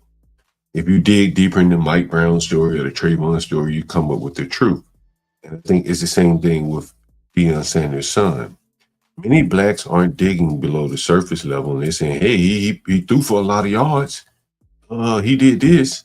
But they never talk about the sacks and the interceptions, or he didn't throw a lot of interceptions, the sacks or the fumbles, the strip sacks for fumbles, the missed touchdowns that he could have thrown, the missed receivers throwing the ball maybe later on the receiver. There are a lot of components that I think that the nuanced eye sees, but the casual fan doesn't. Jamal Bowman is a casual fan. I'm sure he doesn't watch the all 22 film of Shedeur. He's watching it like most people do as a fan. He's not looking for tendencies in Shedeur. Does he tend to scramble to his left or his right? All those tendencies that people that want to beat Shedeur would look into and would identify those tendencies. You understand what I'm talking about, Latino, right? In football. And so I think, that Jamal Bowman is speaking as a fan. He's looking at the numbers, the statistics, the hype, and he's judging him to be good enough to go to the next level. This is what they don't really understand, the nuances in that there's a big difference between the NFL and college. Brown, if Cleveland is smart, they'll do that, and I think Cleveland's going to have a hell of a player. I don't agree with what Cleveland did. What is Cleveland going to do with Deshaun Watson? When has he even thought that? If they draft Shedeur, what do they do with Deshaun Watson? What do you do? Set him down while he makes $20-something million a year, which would be stupid and ridiculous. Or do you leave Shedeur as a backup where he's probably not going to be very happy? His parents don't want him there backing up this boy. What if Sean gets hurt, doesn't play well. Do you bring up Shannon? I mean, these people haven't thought it through. Trading. I mean, they got a haul for him, but you traded away a pick to get a blue chip in Travis Hunter, and then you picked the D tackle. I forget from what team. And you don't get Genty. So there was 3 blue. So he wanted them to get a black person, basically is what he's saying. Who did Cleveland draft? Their offensive lineman from Michigan? I think they did. Cleveland drafted the offensive lineman from Michigan. And so what he's saying is, Watson has a torn Achilles. So, okay, so yeah, maybe they will draft him. Maybe they will. And it's going to get really interesting if they draft him. And yeah, I'm pulling for him. Chips, Travis Hunter, Abdul Carter, and Genty. You had the number 2 pick. You don't get none of those 3. But you do get more picks. So we'll see. I don't know. These teams be bugging. Listen, it's always an inexact science. Teams screw this up all the time. I just take it personal. And maybe I shouldn't, but I take it personal when I see someone like Shedeur Sanders, because he talk a certain way and because he wears gold chains and his pops is Dion and he don't. Don't they all wear gold chains? Don't they all wear gold chains, John? Don't they? They do. Like, is this man retarded? For our defense. Listen, this is the GM Cleveland. Decided to use the 5th overall pick on Mason Graham. He is a DNA match for our defense. What did he just say? That boy about to get in some trouble. Did you hear what he just said, Latino?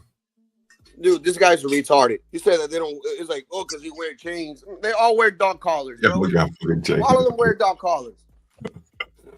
Hey, listen to what the GM of Cleveland just said. 5th overall pick on Mason Graham. He is a DNA match for our defense. A DNA match. Disruptive, interior penetrator. I think can really affect, the pocket from inside. High motor player, really physical, really tough. We thought he was one of the more dominant trench prospects in this year's class.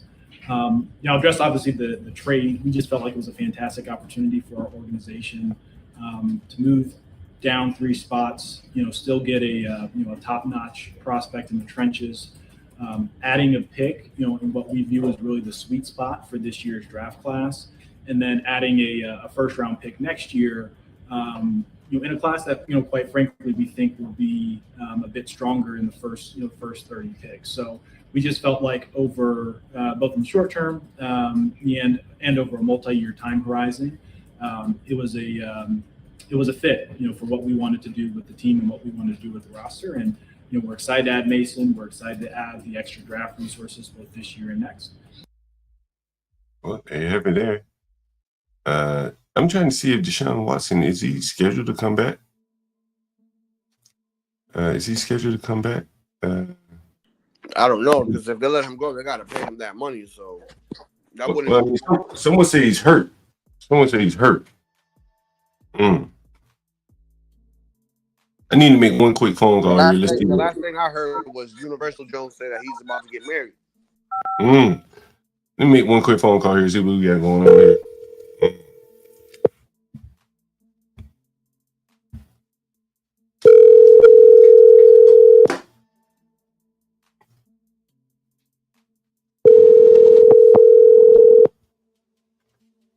Tu llamada se reenvió al buzón de voz. La persona con la que intentas comunicarte no está disponible.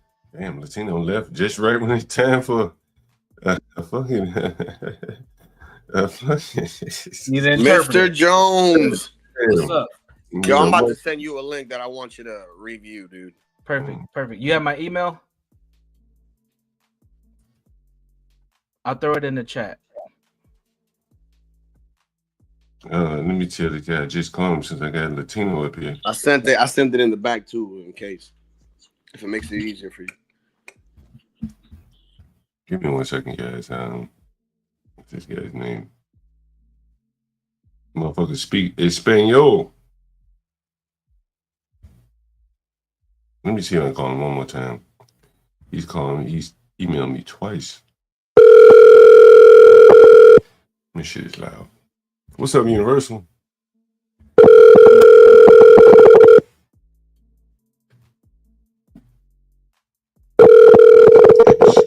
Loud in my ear. God damn. Tu llamada se reenvió al buzón de voz. Anyway, what's going on, Universal? Not much, man. Chilling, getting ready to work over the week. I gotta head up to Duluth, Minnesota. You ever heard of Duluth? Mm-hmm. Yeah. Never been though.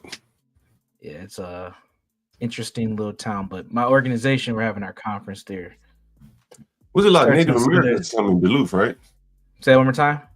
A lot of Native Americans or something in Duluth. Yeah, right? yeah. It's close to a few reservations. It's right off of Lake Superior, the Great Lakes. Yeah.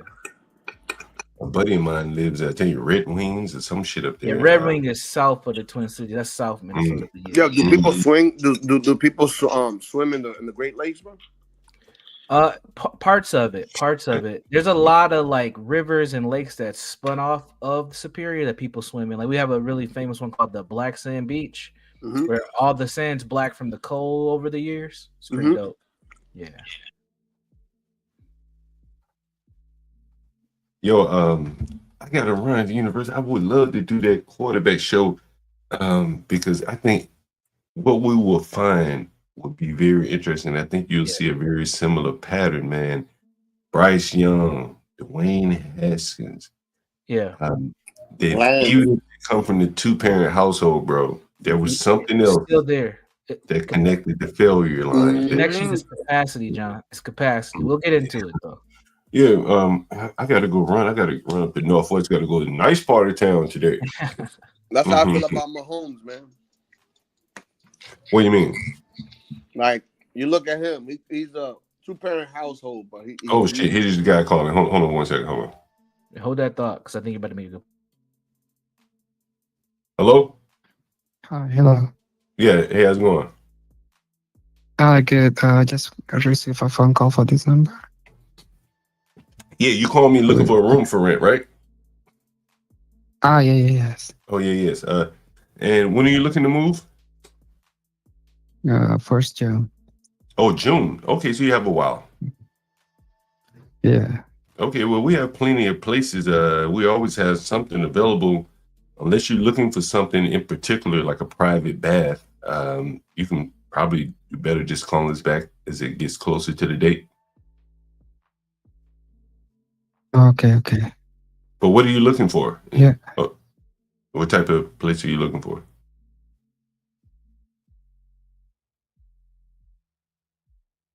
Hello? He seemed a little gay, but go ahead, Latino. Yeah, he hung up on me. No, yeah, like Patrick Mahomes, you could take for example, right? 2-parent household, mix, couple. But what I see from him and his dad is the discipline, bro. It's like it's not. Even though his dad is black and his dad might have played baseball, like he didn't act like, I don't know how to put it, like urban or ghetto, whatever you want to call it. You get what I'm saying? It's the same thing with Michael Jordan. He comes from a 2-parent household. And if you hear what Michael Jordan says about his upbringing, he said that his father wasn't easy on him. Like he would push him to the limits, and not only he would push him to the limits, but his mom would also do the same thing too. Yeah, that is very interesting. What I see is the upbringing is different, dude. Like even though you might have this skill set, like let's say John Morant, which is a great example. He has both of his parents, but like HB said, if the mom is in control of the household, then it's downhill, dude. Because look at John Morant, he can't even stop fucking doing shooting signs and shit every time he fucking scores, dude. It's like dude, stop. He's throwing grenades at their ass now. You know what I mean? And it's just like, cut that shit out, dude. Like you made it to the pinnacle, bro. Like where a lot of people wish they could, wish that they could be, bro. And you want to downstep by doing dumb shit. I just don't get it, dude. Yeah. That is very interesting. It is very Yeah, interesting. I don't disagree with your point, Latino, but I think it's something deeper than just the upbringing, man. It's not just upbringing. Like you brought up Mahomes, right? And with Mahomes, he's a raw talent, but he fell into a perfect system. Yeah. And he fell into a quarterback coach who could work those skills and talents into a system. They built him into a system. They didn't build around him like the Ravens have done. The Ravens have pigeonholed themselves with Lamar Jackson. Yeah, they have. Even if they did draft, like I heard somebody said earlier, the Ravens should go out and get Shedeur Sanders. That'd be awful for him because that's not the system he's in. He can't run like Lamar Jackson. His career will be over faster than his will be with the Browns. So there's something deeper. Plus, the other thing about Mahomes that doesn't get talked about a lot is his dad is dysfunctional as hell. Even though he played baseball, he's a real nigga. He played for the Twins. He caused hell when he was up here, and he's causing hell right now. Yeah, it's all about to fight Joe Rocker or something. Yeah, and he's a drunk. So it ain't just the upbringing, man. Again, I think this is where talent meets systems, and black folks in general, like I said, we struggle with system. We're not system thinkers, and when we're put in the systems, we, especially in today's world, we buck the system all the time. Yeah. I think that's the issue here, and that's why if Shedeur does go to Cleveland, his career is going to be done because they don't have a fucking system from the GM all the way down.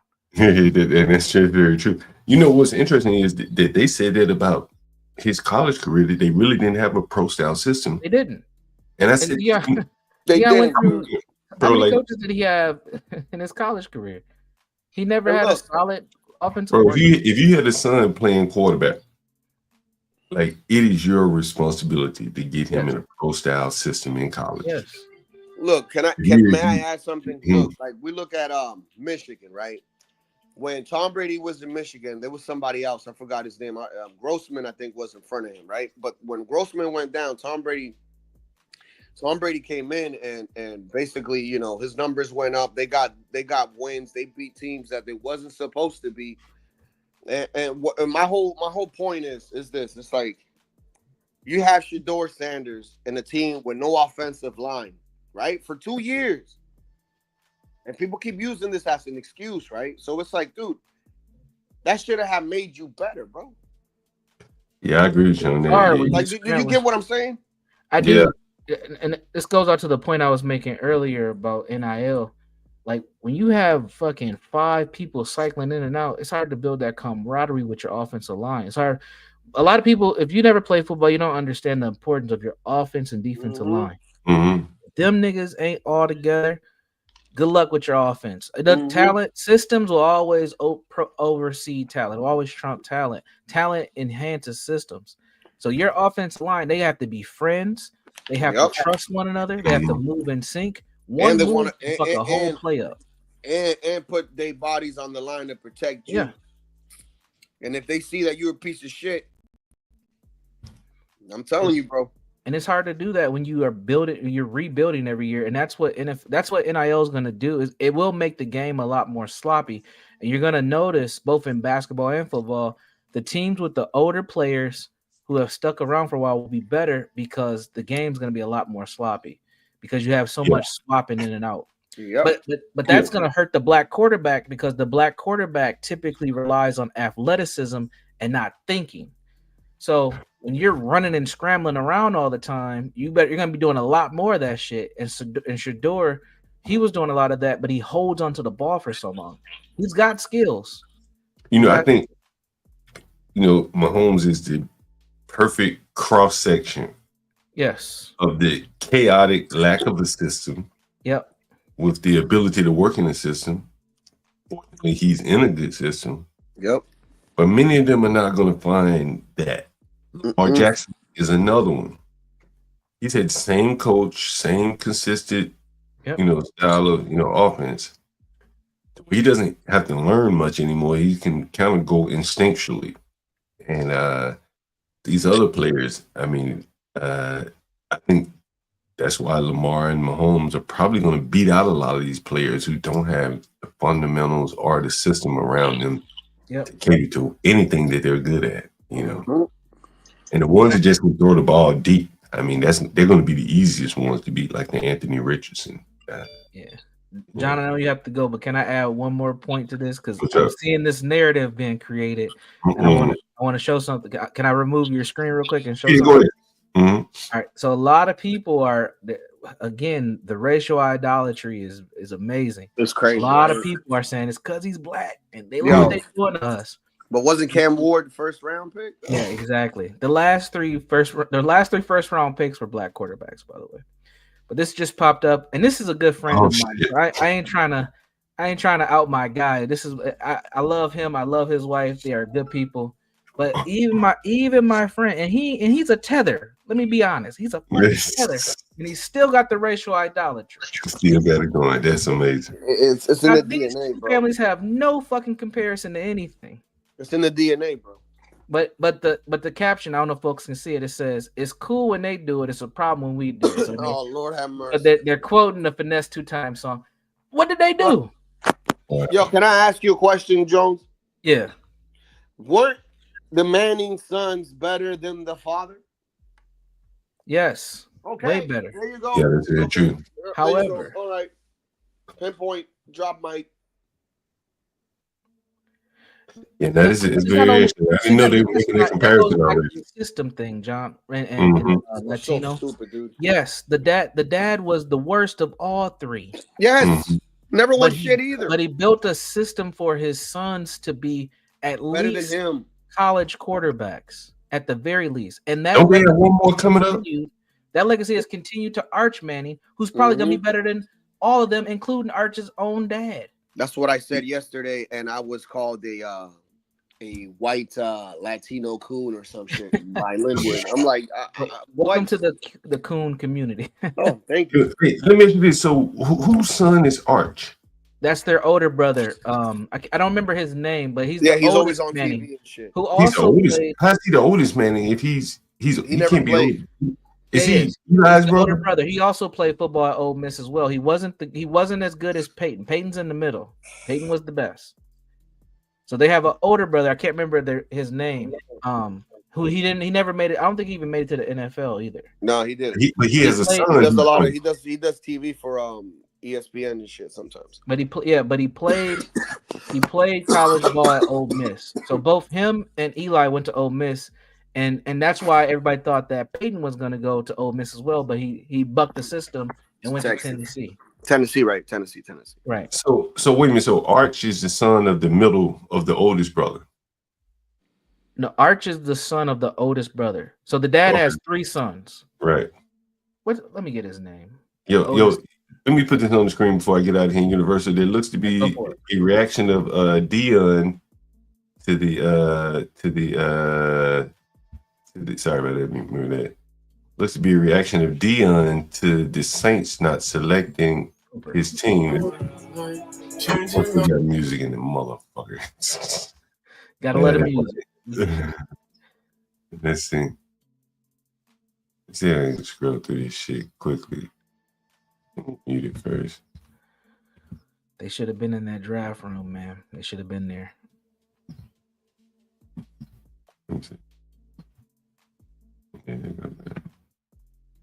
NFL draft.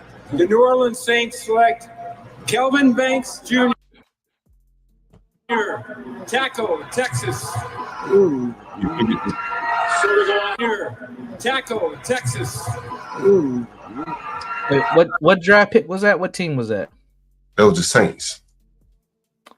Now you see the jacket he has on? Yeah, that's their son's brand. That's Dion's oldest son's brand. Well off. Long live well off or something. well off media or some shit. Look at his shake his head. Look. NFL draft. The New Orleans Saints select Kelvin Banks Jr. Tackle. And he shook his head. Yeah, damn. Now, John, you know this. Yeah. And Latino, I'm sure you know this too, because we've seen enough drafts. When the teams are going to draft you, they call you. Mm-hmm. Yes, So they do. He can shake his head all he wants. He know he didn't get that phone He know call. he ain't get a call. But this might be a stage video. Like, this is the thing. You know bro. what I'm Like, saying? Just like because I'm sure his son or his son's team is filming this. This is well off media. Mm-hmm. And they know he ain't about to get drafted next. The selector's in. Dun, That's why You they would have should already got your phone call right before that. Yeah, that's Yeah, true. you was get about your, to you take get your here. phone call two rounds before they even Select. pick your ass. Kelvin. Yeah, they still going for the internet cloud, huh? But what else do they have, John? They have to. They have to. This is kind of sad and disappointing at this point. It ain't sad though. He still will get drafted. What's sad is the fact that we want to make this about race. It's not about race. It's not about race. It's about talent. Well, I said this earlier. There actually is a racial factor here. The racial factor is the flamboyantness and the arrogance. that is racial. Yeah, that is. That's what's hurting him. Man, I gotta play this. Universal. Ooh, there's another clip of this, but here's one very similar. I don't know if you guys seen it. Travel the 54 countries. You're trying to say that, from what I'm understanding, in third world countries, anything that is not under maintenance is because, you know, we don't care. No, you care. It's not in the concept. Travel the 54 countries in Africa and ask the same word. So let's 4 years. Not a same in their country that same year. It's still, you know, it looks perfectly. No, it's hard for people to maintain things when they don't have the concept of maintenance. Maintenance is I don't know if this is background music. Let me see. Okay, yeah, I want you to listen to this. And I've been to West Africa, so I'm familiar with this. Listen. Exactly. What is the one word for repair? It's English word for that. It doesn't translate. The concept of maintenance in It's hard for people to maintain things when they're not gaining a lot. No, it's hard for people to maintain things when they don't have the concept of maintenance in their culture. What is the one word in for maintenance? This can't be true, John. Maintenance is there's no direct English word for that. It doesn't translate directly to That's maintenance. correct. How about you? It doesn't translate. This is nuts. Now, John, I don't think people are really going to understand the significance of what we just heard. If you don't have a conceptualization, if you can't conceptualize maintenance, upkeep, tinkering, how you can't fucking think abstractly to maintain things, to fix things, or even creatively enough to build new things. So you're subject to be told about those things. You definitely be in the consumer economy for sure. Like you'll never repair anything. You know what I'm saying? It's like dealing with a 4-year-old. And shit, a 4-year-old gets the idea of clean up. That's maintenance. That's maintenance. You know, I'm I'm looking at T's comments, and she said I feel kind of sad. I think that you know, if you have children, she does. Many of us do. You have to teach your children these things. Yes. Right? Shit does not come intuitively. It may be shocking to you to hear this. There's also a older video about love. That, you know, that abstract word is a very abstract feeling. What is love?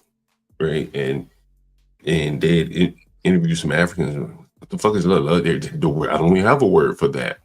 And so, you know, I don't look at these things and get sad. I think that I look at them and saying, you know, this really means you got to teach your children these things. It just doesn't come instinctively.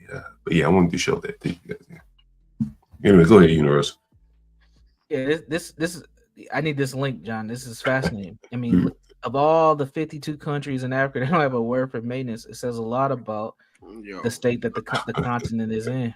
I'm gonna put it in the back chat here. Jesus. Yeah. I have something else to make people mad before we go, John. I won't talk about it, I'll just show it. Yeah, I put it in the main chat. I'm gonna put it in the back chat. Universe, I gotta run, man. I'm running late as hell.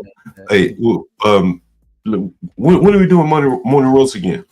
Yeah, so I'm gonna be at a conference, man. So I might not be able to do it again until next week, like middle of next week. But if you and HB just do a show, I might be able to pop in and out while I'm gone. So okay, sounds good. Either way, we get it worked out. Yeah. We definitely get it worked out. Hey, for sure, I know for sure next Thursday morning I'm open, but we shouldn't have to wait that long. Hey, and one more question, man. I don't know if anyone saw the stream earlier this morning. People saying there's quite a bit of a lag If you can let me know before I get out of here, I want to know if there's a lag. I need to call this cable company. So if you're watching the stream, give me a couple of words of what the lag was about. So I'm trying my best to get them to resolve it. They're paying too much. I think it was OBS because it seemed like StreamYard is doing just fine. Yeah, I'm wondering if it's the OBS may require, I don't know, more. Every time you do that OBS shit, it lags. It was lagging quite a bit. So when it lags, what do you mean? Like I'm talking, but what you say? You're talking, and sometimes it takes a time for it to catch up. Oh, okay. I gotta figure this shit out. All right, I'm out here, guys. Peace. Yeah.